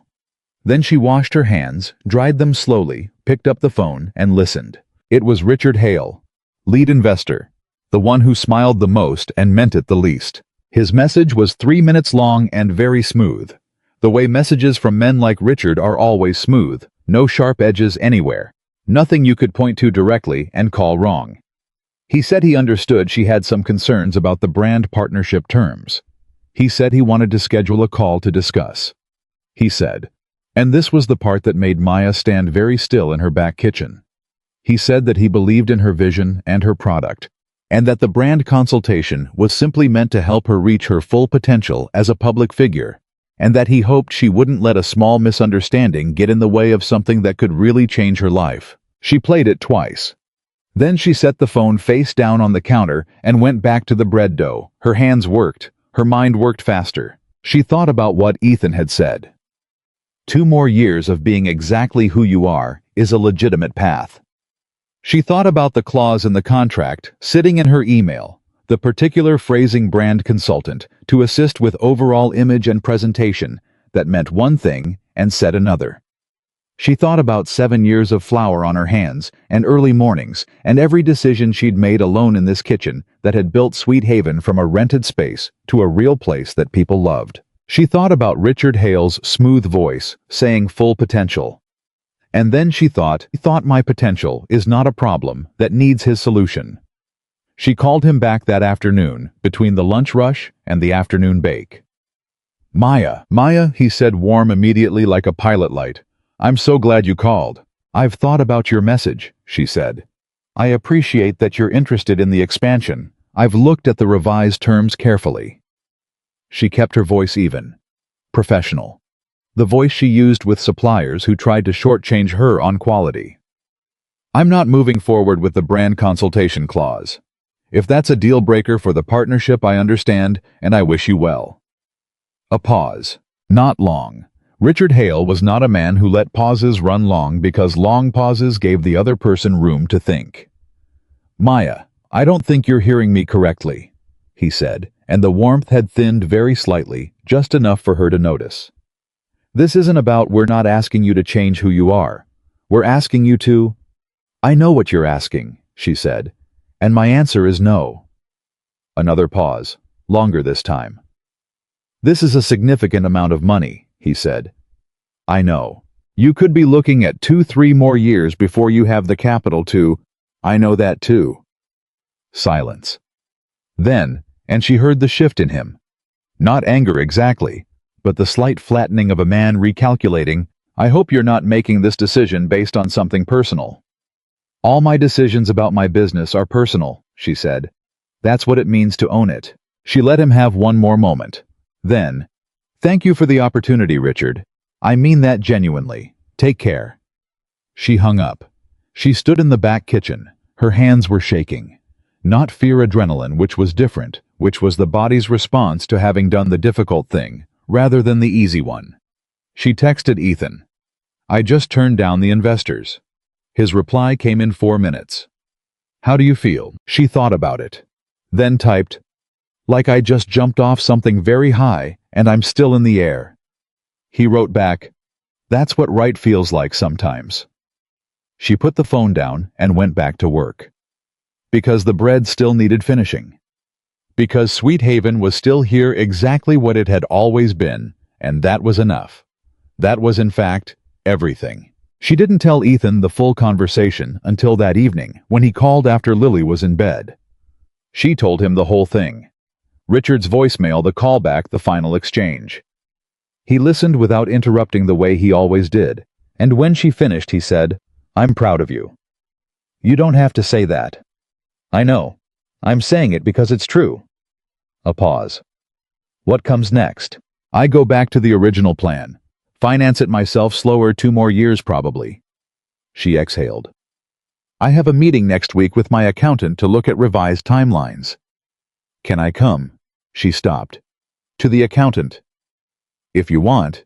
I manage project finances for a living. I might be useful, or I might be completely in the way, but I want to be useful to you if you'll let me. Maya sat with that for a moment. It was such a specific and practical form of love. Not roses, not grand declarations, but I manage project finances, and I want to help you. She had not had that before. She had not known she was missing it. Okay, she said quietly. Come. January moved through Millbrook like it always did. Gray and determined, the kind of cold that made everyone slightly more honest, because pretense took energy, and energy was in short supply. Ethan's site was in its winter slowdown phase. He caught up on paperwork, on planning, on the administrative layers of project management that he normally found tedious, but in January accepted as the cost of the season. He and Maya fell into a rhythm. Not forced rhythms never are when they're real. It was just the shape their weeks took naturally, like water finding its level. Saturday mornings at Sweet Haven with Lily had become fixed. Tuesday or Wednesday evenings were usually theirs if his schedule and hers aligned, which it did more often than not. They talked every day, sometimes long calls, sometimes just a few texts that were more about maintenance than communication. The small signals that say, I'm here, you're there, that's good. Lily noticed. Of course she noticed. She was 7, not naive. One evening in mid-January, Ethan was reading to her before bed. They were 3 chapters into a book about a girl who could talk to animals, which Lily accepted as realistic, and she looked up from the pillow and said, Is Maya your girlfriend? Ethan kept his eyes on the page for 1 second longer than natural. Then he looked at her. Yeah, he said. She is. Lily absorbed this. She had the expression she got during math problems, working through something, not ready to deliver a verdict yet. Does that mean she's going to move in? She asked. No, he said. Not for a long time, if ever. Things like that take a lot of time and talking. Okay. She seemed satisfied with this. Does she know she's your girlfriend? Like, did you tell her? We've talked about it. Okay. A pause. Does she like you? I think so, yeah. Like a lot. Lily. I'm just checking. She pulled her blanket up. Because you deserve someone who likes you a lot, not just a regular amount. He looked at his daughter. At her completely serious 7-year-old face, making pronouncements about what her father deserved. Thank you, he said. You're welcome. Keep reading. He kept reading. But for the next 3 pages, he was not entirely in the story. February arrived, and with it the thing Ethan had not anticipated. It came from the direction he'd least expected. His ex-wife Sandra called on a Thursday evening, and this time her voice was not the careful, generous voice of the December call. This time she sounded strained and young, and a little desperate, which was a combination Ethan had not heard from her in years. I need to talk to you about Lily, she said. He sat up. Is she okay? She's fine. She's fine. She's at school. A breath. Ethan. She told me she wants to call Maya her bonus mom. She said it at the dinner table on Sunday. She said, "I have a bonus mom now, her name is Maya. She taught me to bake bread." Ethan was quiet. "She's 7, Sandra said. She doesn't understand what that means, but I—" Her voice cracked just slightly, then pulled itself back. "I need you to hear that it hit me hard. I'm not calling to make trouble. I just need you to know that even though I ended our marriage, I'm still her mother, and hearing that felt like—" Sandra. He kept his voice careful. "Maya has not asked to replace you. She has never once said anything to Lily that would suggest she's trying to. I know that. I know. I'm not blaming Maya. I don't even know her." Another breath. "I think I'm calling because I'm scared. That things are moving, and I'm not. I'm not in the room where they're moving, and I can't—" "You're always in the room," he said. "You're her mother. That doesn't change. Does Lily understand that—" "Lily told me last week that she has 2 houses and both of them love her. She has a more mature relationship with this than either of us do." A silence. Then Sandra laughed short, surprised, a little wet. "That sounds like her." "Yeah." "Ethan." Her voice went quieter. "Does Maya know about that Lily said that—" "Not yet." "Will you tell her?" "Yeah, I'll tell her." "Tell her I said—" She stopped. "Tell her I said thank you. For being someone Lily talks about that way. I know that's strange, but tell her." He drove to Sweet Haven after the call. It was after hours, the bakery was closed, the closed sign on the door, but Maya's car was in the back and the light was on in the kitchen. He knocked on the back door. She opened it with flour on her cheek, looking surprised and slightly alarmed. "What happened is Lily." "Lily's fine," he said. "Everything's fine. Can I come in?" She stepped back. He came in. The kitchen was warm and smelled the way it always smelled, yeast and sugar, and something toasted and deeply specific to this place. Gerald was in his jar on the counter. 2 trays of something were cooling on the rack. He told her. All of it Sandra's call, what Lily had said, what Sandra had asked him to tell her. Maya went very still as he talked.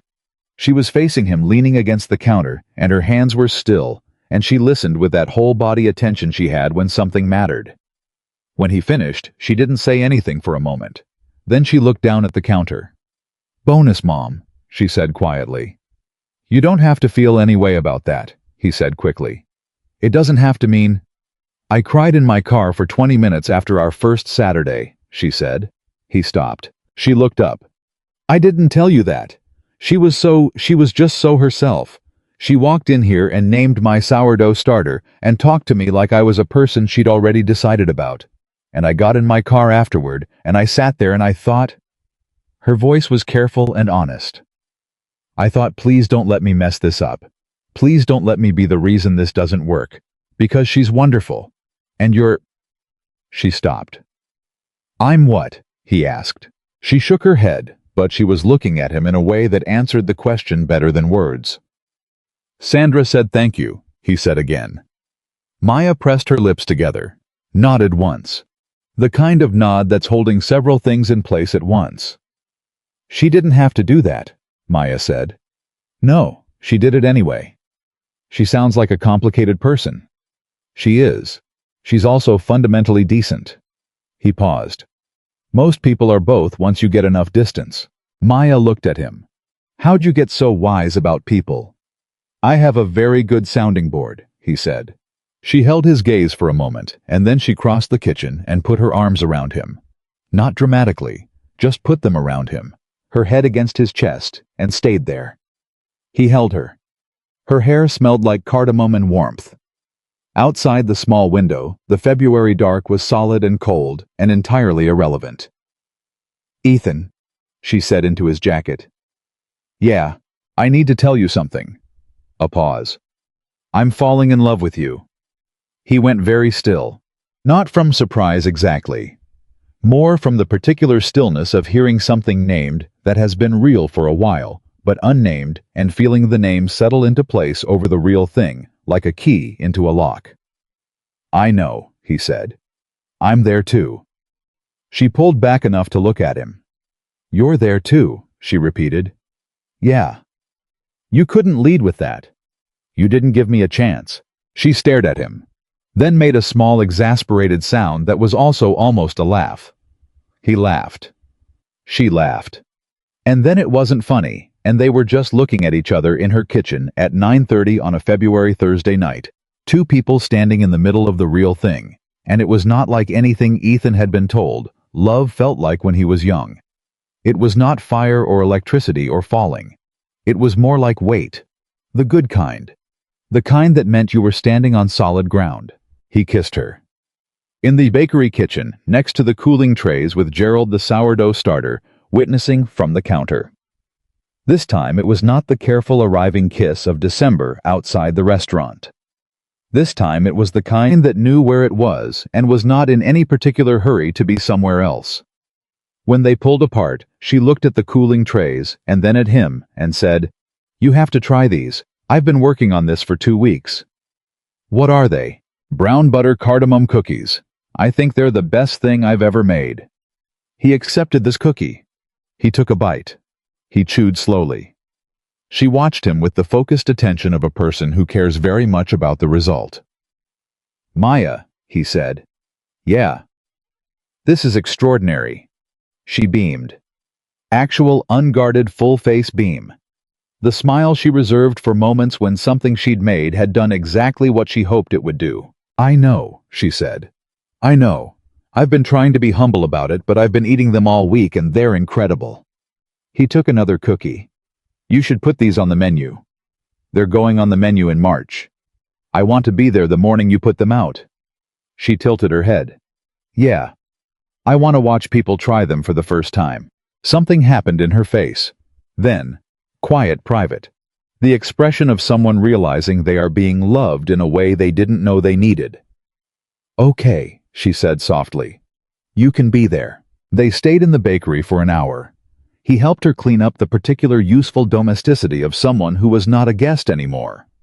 She talked about the menu changes she was planning for spring, the new hire she was considering, a local food writer who'd reached out about featuring Sweet Haven in a regional magazine piece. That last one made him look up. That's significant. Maybe. If they do it, it's real visibility. She was wiping down the counter. "They want to do a profile. The bakery, the story me." She paused. "The writer's name is Dana Kim. She's good. I've read her work." "Are you going to do it?" "I'm thinking about it." She kept her voice measured. "It's one thing to say I'm not changing for investors. It's another thing to put your face in a regional publication and just be exactly who you are. For everyone to see." He understood what she was saying. "You're exactly who you are every single day," he said. "You've been doing that in this bakery for 7 years. A magazine article is just more people getting to know what Millbrook already knows." She was quiet. "You're right," she said. "I know you're right. But being seen is..." She set down the cloth. "It's one thing when the people seeing you are here. It's another when it's strangers with opinions in comment sections." She met his eyes. "I've had a comment section before. On the bakery's social media. People can be ugly," he said. "Yeah, people can be ugly. And I need to be ready for that before I say yes." He crossed the kitchen and stood in front of her. "Are you..." She thought about it. Really thought, not the quick reassurance that deflects the question. "I'm getting there," she said. "Having someone in my corner helps." "You have someone in your corner." She looked up at him. "I know," she said. "That's new." March arrived, the way March does in Colorado, inconsistently. Some days, bright with the suggestion of spring. Other days, snapping back into cold, like a door slamming. The school expansion was entering its critical phase, and Ethan's hours stretched and compressed unpredictably. Maya said yes to Dana Kim. The profile was scheduled for mid-March. On the morning of the interview, Ethan texted, "You built that bakery with your own hands. Dana Kim is going to be the one who's lucky today." She read it standing in her kitchen at 5:15 a.m., wearing her apron, Gerald resting in his jar on the counter. She texted back, "I named my sourdough starter Gerald. I'm ready for anything." The interview went 4 hours. She called Ethan afterward, and he picked up on the second ring, and she said, "I think it went well. I think I was just me. I just talked. About the bakery, about why I started it, about what I believe about food and community, and she asked me about my size. A pause. How I handle being in a visual industry in a body that doesn't match what food media usually shows. She took a breath. And I told her. Everything. The investors. What they said. Why I walked away. And I didn't cry. I wanted you to know that. I know, he said. I didn't think you would. I wanted to. But you didn't. But I didn't. She exhaled. I want to see you tonight. I'll be there at 7. I was there at 6:58. He brought food takeout from the Thai place on Morrison Road because she'd been talking since 6 a.m. and he was certain she hadn't eaten. She opened the door and looked at the bags and said, "Oh, thank God," and that was that. They ate on her couch. Lily free Thursday evening, and she played him a voice memo she'd made on the drive home from the interview, just her talking to herself, processing. He listened to the whole thing 8 minutes, and when it ended, she said, "Does that make sense? Was I too much?" "You were exactly enough," he said. She leaned her head back against the couch. "I keep waiting," she said, "for the part where this gets harder." "It will," he said honestly. "Probably. I know." She turned her head to look at him. "But right now, it's not. Right now, it's not. Right now, it's really good." "Yeah." He looked at her. "It is." She reached over and took his hand, lacing her fingers through his on the cushion between them, and they sat like that. The television off, the food mostly gone, the evening, doing what evenings do when you're in them with the right person, which is expand and soften and become more itself. She fell asleep on the couch before 9. He sat for a while without moving so he wouldn't wake her. He thought about the thread of events that had led to this couch this evening. This woman asleep beside him, with her hand still loosely around his. The restaurant, the empty chair, the suit with the dry cleaning tag, the apple juice stain on his sleeve that she had called proof that someone loved him. He thought about Lily, who had named a sourdough starter and already decided the important things about the people in her life. He thought about Sandra saying thank you to a woman she'd never met. He thought about the way things break apart and the debris sometimes falls into better shapes than what was there before. He had not believed that for a long time. He had believed in the particular exhausted way of the recently divorced, that the good configurations were behind him. He had been wrong.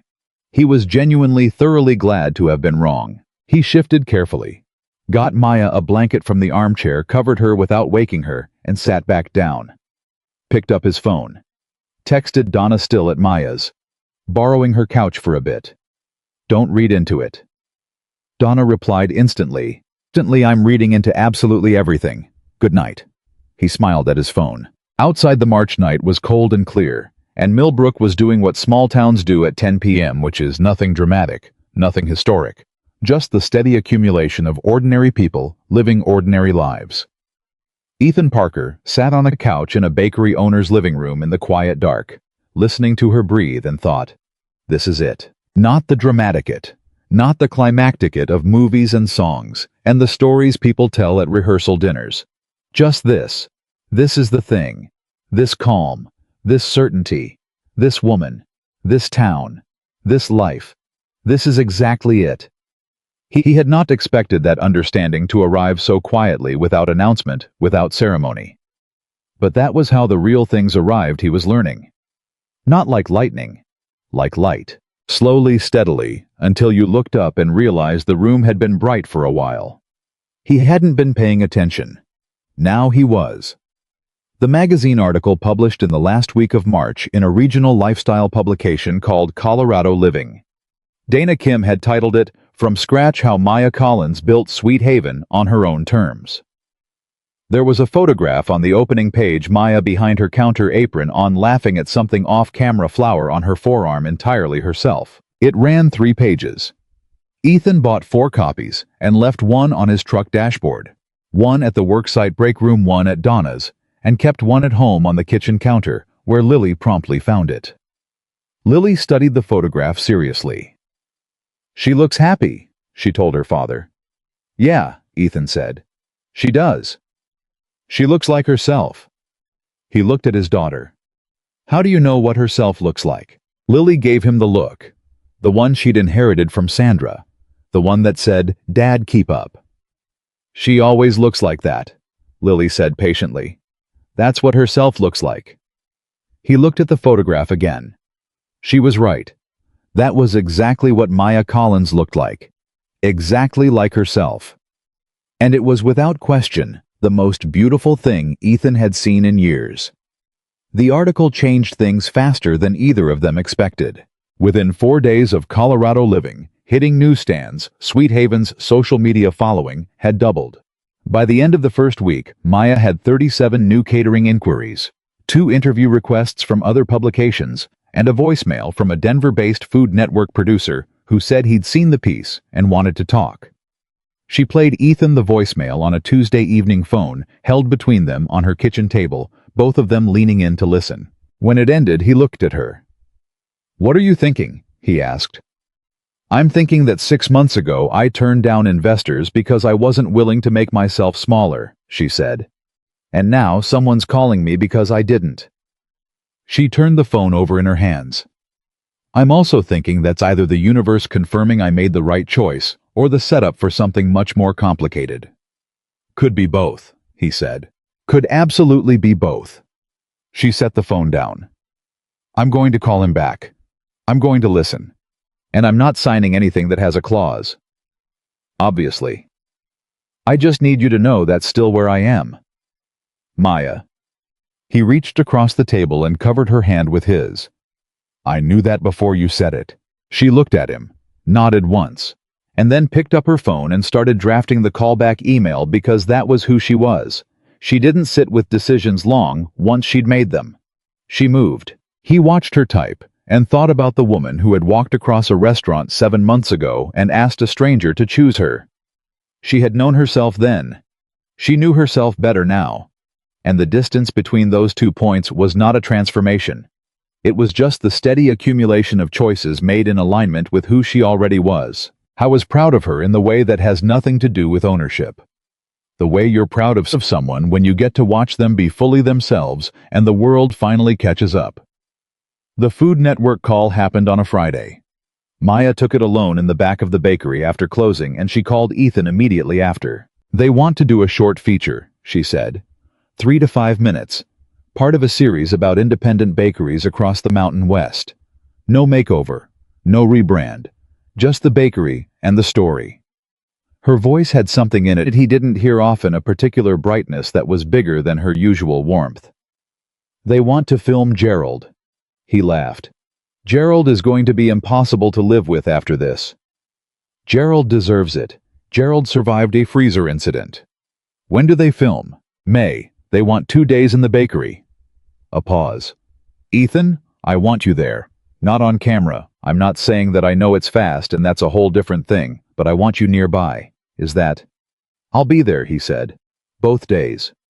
You don't have to. Maya, I'll be there. A breath.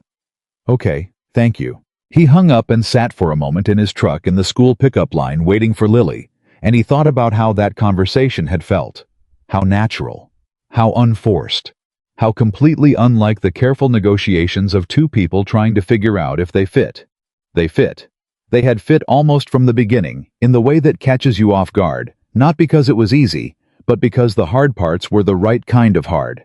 The kind you work through together rather than around each other. Lily appeared at the car window, backpack swinging face, carrying the particular expression she wore when something interesting had happened at school, and she was deciding how much to tell him. She got in, buckled her seatbelt. Dad, she said. Yeah. Tyler Marsh said his mom said Maya is famous now. Ethan pulled forward in the line. She's not famous. She was in a magazine article. Tyler Marsh's mom said she's going to be on TV. It's a Food Network feature. That's different from TV. Lily considered this distinction. Is it a big deal? For the bakery, yes. For Maya. He glanced in the rearview mirror. His daughter was watching him with those dark eyes that missed nothing. I think it's a big deal for her in a different way, he said carefully. She worked very hard for a very long time and people are starting to notice. Lily nodded, satisfied. Then, Are you going to marry her? He nearly missed the stop sign.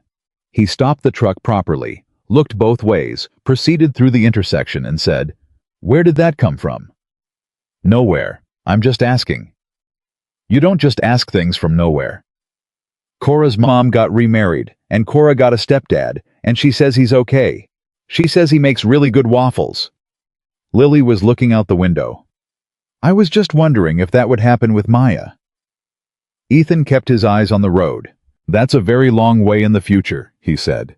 Maya and I we're still learning each other. You already know each other, Lily said with the impatience of someone who cannot believe the adults in her life are this slow. You talk to her every day. She knows your weird thing about folding laundry wrong. I fold laundry correctly. She told me you fold towels the wrong way. She said she doesn't say anything because she loves you. The truck was quiet for a moment. Ethan drove. Lily looked at him in the rearview mirror again. She said the L word, Lily said. I heard her say it when I was in the back of the bakery on Saturday and she thought I was asleep on the flour sacks. He gripped the wheel. You were eavesdropping. I was resting with my eyes closed and my ears open. She paused. She said she loves you. And she said she loves that you fold the towels wrong because it means you tried. He did not say anything, because there was nothing to say to that.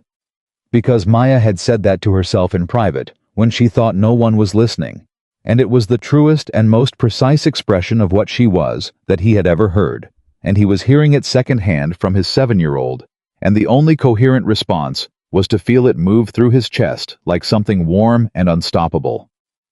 Bug, he said finally. Yeah. Thank you for telling me that. You're welcome. She went back to looking out the window. Can we have pizza tonight? Yeah, he said. We can have pizza. April happened quietly, the way the best months do not, by announcement, but by accumulation.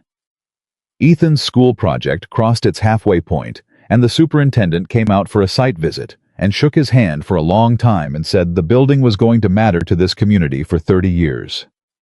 Lily lost a tooth and was outraged by the tooth fairy's rate of compensation and wrote a formal letter of complaint, which she left under her pillow, and which Ethan had to respond to at midnight in the handwriting of a fairy, which he managed barely. Maya hired a second full-time baker named Priya, who was 24 and frighteningly talented, and who immediately adopted Gerald as a personal responsibility. The comment section on Sweet Haven's social media after the magazine piece was mostly what Maya had hoped, warm, supportive, full of people who had been waiting for exactly this story. But not entirely. There were comments the kind that came in the night from anonymous accounts with no photos, with the particular cruelty of people who have something to say about a woman's body, and the conviction that the internet entitled them to say it. Maya saw them. She didn't tell Ethan immediately. She dealt with them the way she dealt with most hard things, by processing alone. First, which was old habit, the long-established practice of a woman who had been her own first responder for a long time. But he noticed. On a Wednesday evening in late April, she was quieter than usual on the phone. Not sad exactly, more contained the carefully maintained steadiness of someone holding something still. What happened? He asked. Nothing. Maya. A pause. Some comments. Online. The usual. It's fine. How bad? Not the worst I've seen. But... Her voice shifted. There's one that said that the only reason a magazine would feature someone who looks like me is because they're trying to be political. That my success isn't real success. That it's just people being nice to the fat girl. She said it flatly without drama, which somehow made it worse. I've heard versions of that my whole life. I know it's not true. I know where it comes from. It still lands, he said. Yeah. A quiet exhale. It still lands. He made a decision in the silence that followed. I'm coming over, he said. Ethan, you don't have to. I know, I'm coming. He was already standing up. Is Lily at Sandra's tonight? Yes, but I'll be there in 15 minutes. He was there in 12. She opened the door and looked at him, and the careful steadiness she'd been maintaining cracked just slightly around the edges, not into tears. Maya rarely cried in front of people he'd learned, which was not toughness so much as old practice, but into something more honest than what her voice had been on the phone. He stepped in. closed the door behind him. And he did not say anything designed to fix it because he had learned that she didn't need things fixed. She needed someone to stand in the same room as the hard thing with her. He put his arms around her. She stood very still for a second, and then she put her forehead against his shoulder, and he felt her exhale, long, slow, the release of someone who has been holding their breath without knowing it. "It's so stupid," she said into his jacket. "I know it's stupid to let it in. It's not stupid, it's human. I turned down a $100,000 investment over this. I told them exactly what they could do with their claws. And then one comment from someone who doesn't know me. It's not the same," he said. "The investors, you had power in that room. You made a choice. Comments come from nowhere at 3 a.m. from people who don't know your name, and they land before you have a chance to—" He paused, finding the right word. "They land before you can put your armor on." She was quiet. "How do you know that?" she asked. "Because I've had people say things about me being a single father, that I'm not enough, that any woman who chooses me is settling." He kept his voice even. "And I know exactly what you're talking about. It doesn't matter how settled you are inside yourself. The wrong words at the wrong time still get through." She pulled back slightly and looked at him. "When did someone say you weren't enough?" she asked. "Date before you, the one before the one who stood me up." He kept his face level. "She said I had too much history, too much complexity, that she didn't want to be a stepmother." "She said that to your face?" "She sent a text, so technically to my face would have been better." Maya stared at him. Then, "Where is she?" He laughed. "Maya. No, seriously, where is she? Because I have thoughts. She's irrelevant. She was irrelevant then." He looked at her steadily. "Like those comments are irrelevant now.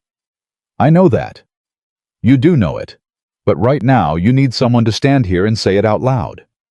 She held his gaze for a moment. "Yes," she said quietly. "I do." "You built something real," he said. "You built it from nothing with your own hands in your own body on your own terms. A magazine wrote about it. A Food Network wants to film it. A little girl named your sourdough starter and considers it family. And a man who once sat alone in a restaurant wearing a suit that smelled like cedar is standing in your kitchen at 9 p.m. on a Wednesday because you are the most real thing in his life." She blinked. "The most real thing," he said again, "in case you didn't catch that." She made a sound that was not quite a laugh and not quite a sob, and was exactly itself the sound of a person being reached in the place they'd kept defended. "Ethan Parker," she said. "Maya Collins." "You are—" She stopped, shook her head. "You are so much more than you think you are." "You taught me that," he said. She kissed him then, and it was the kind of kiss that comes from somewhere below. Thought from the part of a person that bypasses language and reaches directly for what's true. After a while, she made tea. He sat at her kitchen table, and she sat across from him, and they talked until midnight. Not about the comments, those were done, but about everything else. The Food Network filming in May. Whether Priya was ready to manage the bakery solo for a week if Maya ever wanted to take time off. Whether Gerald was showing signs of expanding personality, or whether that was anthropomorphism. "Definitely anthropomorphism," Ethan said. "Gerald has a personality," Maya said. "I've watched him for months. He's yeast and flour. He's a living culture with a 7-month history and strong opinions about temperature." Ethan looked at her across the table and thought, "I am going to marry this woman. Not soon. Not tomorrow." But with the same certainty with which he knew load-bearing walls, the deep structural recognition of something that was built to last. I didn't say it. The time wasn't right. But he filed it away in the place where real things go, the place that doesn't require maintenance, because the things in it hold their own shape. He went home at midnight. He checked on Lily back from Sandra's asleep in her usual position, elephant under one arm. He stood in her doorway for a moment. Then he went to bed. He slept like a man with nothing left to brace against. May arrived, and the Food Network crew came on a Tuesday. 3 people, cameras, sound equipment, a producer named Jess, who was efficient and warm in equal measure. Ethan was there both days, as promised, not on camera, useful in the ways he knew how to be useful. He moved things when they needed moving. He kept Lily occupied on the second day when she came after school and immediately developed an opinion about camera angles. He brought coffee from the Current at 7 a.m. on day one, and the entire crew adopted him wordlessly. On the second day during a break in filming, Jess the producer pulled Maya aside near the back of the bakery. Ethan was close enough to hear. "I want to ask you something," Jess said. "Off the record, you don't have to answer." Maya waited. "The piece we're doing," Jess said carefully. "It's about the bakery, the craft, the community, the history of this place. But when the camera is on you, there's something that comes through that we don't always get. A kind of—" She searched for it. "Settledness. Like you know exactly who you are, and you're not apologizing for any of it." She paused. "That doesn't come from nowhere. What happened?" Maya was quiet for a moment. Then she glanced across the bakery to where Ethan was crouched down, listening to Lily explain her camera angle theory, with the patience of a man who had figured out that Lily's theories, while unprompted, were generally worth hearing. She looked back at Jess. "I stopped waiting to be chosen," she said, "and I chose myself first." Jess looked at her for a moment. "That's going in the piece," she said.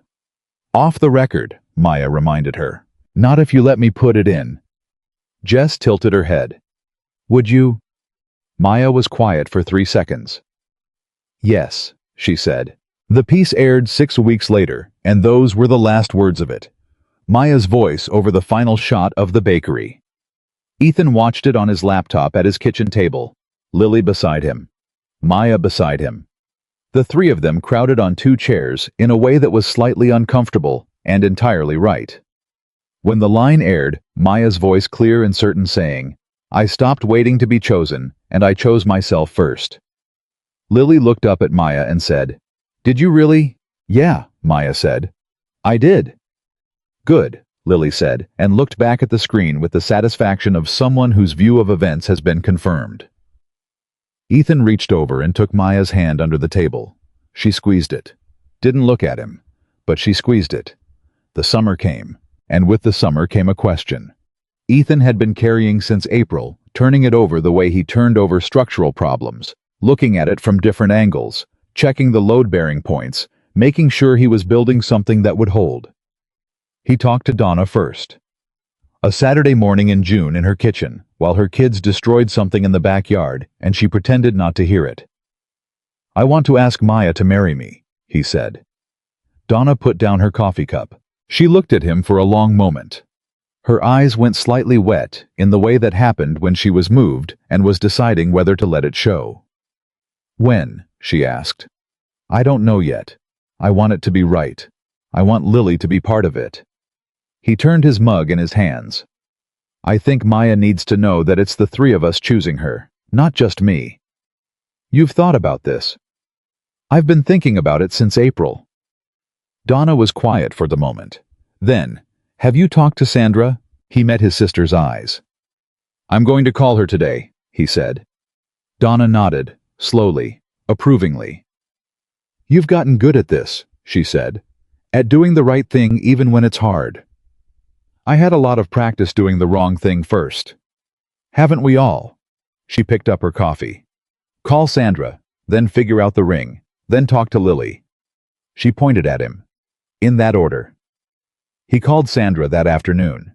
The call was not easy, and was also somehow okay.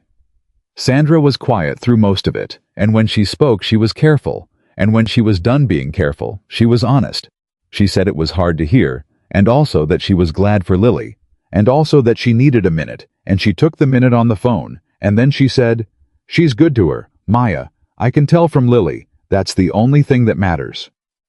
"That's the only thing," Ethan agreed. "Okay," Sandra said. "Okay, then yes, do it." Her voice was steady. "Do it, Ethan." He talked to Lily on a Sunday evening in early July. He sat on the edge of her bed after the book, and before the light went out, and he said, "I need to talk to you about something important." Lily put down her elephant. She had the serious face. She was ready. "I'm thinking about asking Maya to marry me," he said. "Not tomorrow, but I wanted to tell you before anyone else." Because you're the most important person in my life, and I need to know how you feel. Lily looked at him. She was 7 years old, almost 8, and she had her mother's eyes and his jaw and a heart that he had watched expand over the last 9 months to include people he hadn't expected. She said, "Did you get a ring?" He blinked. "Not yet." "You need a ring," she said. "That's the first step." "Lily." "Dad." She picked up her elephant. "Maya bakes us things when she knows we're having a hard week. She fixed the shelf in my room that was broken. She came to my school thing, even though you forgot to invite her, and she just showed up anyway because she remembered." She looked at her elephant. "She shows up. That's the thing, right? People who show up." His chest was tight in the best possible way. "Yeah," he said. "That's the thing." "So yes," Lily said. "Obviously yes. Get a ring." She lay back on her pillow. "Can I help pick it?" "Absolutely not." "Why?" "Because I'm asking her, not you. I have better taste than you. Good night, Lily." "She likes blue," Lily called as he turned off the light. He stood in the dark doorway. "I know," he said softly. He knew. He knew her the way you know someone when you've been paying attention for 9 months with nothing held back the blue. She liked the way she took her coffee, the specific small sound she made when something tasted, the way she'd hoped, the face she made when she was about to say something true and slightly afraid to say it. He knew the way she laughed at his bad jokes out of love rather than obligation, and how he could always tell the difference. He knew that Gerald had become a genuine source of pride, and that she talked to the starter the way some people talk to plants, which was not crazy. It was in fact charming. He knew that she was braver than she believed herself to be, and more loved than she fully accepted, and that both of those things were slowly changing. He bought the ring in the second week of July. Blue sapphire, simple setting, exactly itself. The jeweler said most people chose diamonds, and Ethan said he knew someone who preferred being exactly herself to being what most people expected. And the jeweler smiled and said, that was the best thing he'd heard all week. He carried it for 2 weeks before he found the right moment. Not a manufactured moment. Not a reservation, or a plan, or an orchestrated event. He'd thought about all of those and discarded them one by one, because Maya had never needed the performance. She needed the real thing. The real thing happened on a Tuesday evening in late July. Lily was at Donna's. Maya had closed the bakery an hour early because it was the first slow Tuesday in 3 months, and Priya had practically pushed her out the door. She showed up at Ethan's house with leftover brown butter cardamom cookies and a bottle of wine, wearing a sundress and no particular agenda, and she let herself in with the key he'd given her in June and called "It's me" as she came through the door. I was in the kitchen. She set the cookies on the counter, poured 2 glasses of wine, handed him one. "Long week," she said. "It's Tuesday." "Long week." He took the wine. They stood at the kitchen counter the way they'd stood in 100 different kitchens over the last 9 months. The ease of 2 people for whom proximity had become as natural as breathing. He set his wine down. He looked at her. She looked back at him, reading him the way she always did, and he watched the shift happen in her face, the recognition that something was different about this moment, without knowing yet what. "Ethan," she said slowly. "I've been carrying something for 2 weeks," he said. She went very still. "I'm not good at speeches," he said. "I'm better at doing than saying. But I'm going to say this because it needs to be said." He reached into his pocket. "You walked across a restaurant toward a stranger and asked if he would choose you. And the answer has been yes every single day since. Every day I've known you, every conversation, every hard thing and easy thing and quiet Tuesday evening, it's been yes." He put the ring on the counter between them. "I want it to keep being yes, for a long time, with you." He looked at her directly. "Maya Collins, will you marry me?" She looked at the ring. She looked at him. Her eyes were bright and her hands were pressed flat on the counter, and she was taking one breath and then another. The careful, measured breathing of someone making sure they're awake. "A sapphire," she said. "You like blue." She looked at him with something so full and undefended that it moved through him like a current. "I named your daughter's sourdough starter Gerald," she said. I show up to your job site with lunch when I know you've skipped eating. I fixed the shelf in Lily's room with a YouTube tutorial and a borrowed drill. She picked up the ring, turned it in her fingers. I've been yours since November, and you've been mine, and the only thing that's changed since then is that I love you more than I did the month before, and the month before that, and I don't see a reason that stops. She looked at him. So yes. Obviously yes. From the beginning, yes. He stepped around the counter. He put his arms around her, and she put her face against his neck, and they stood in his kitchen, in the July warmth, with the wine on the counter, and the cookies going soft, and the summer evening moving through the windows, and neither of them spoke for a long time, because there was nothing left to say that the silence wasn't already saying. Then Lily called. It was 8:47 p.m. and Lily was at Donna's, and she called anyway because she was 7, nearly 8, and had no concept of timing. Ethan answered. Did she say yes? Lily demanded immediately. He looked at Maya. Maya was looking at him, the ring on her finger, shaking her head slowly at the absolute predictability of this. Yeah, Ethan said. She said yes.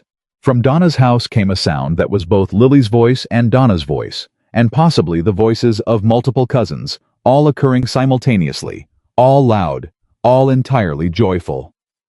Maya laughed, really laughed with her whole chest, the laugh that was her best one, the one that had no management in it, the one that was entirely free. He kept the phone on the counter and let the noise come through, and he looked at the woman who was going to be his wife, and she was looking back at him, and both of them were the same people they had been 9 months ago in a restaurant where everything had gone wrong. Just those same people, choosing each other, still. In August on a Sunday afternoon, Ethan and Maya and Lily went back to Bellvue. Not for a special occasion. Not for an anniversary or a celebration. Just for dinner. Because it was there, and it was good. And the empty chair that had once defined that room for Ethan Parker was so thoroughly gone from the landscape of his life that the restaurant was simply a place to eat now. A good one. They sat at a table by the window.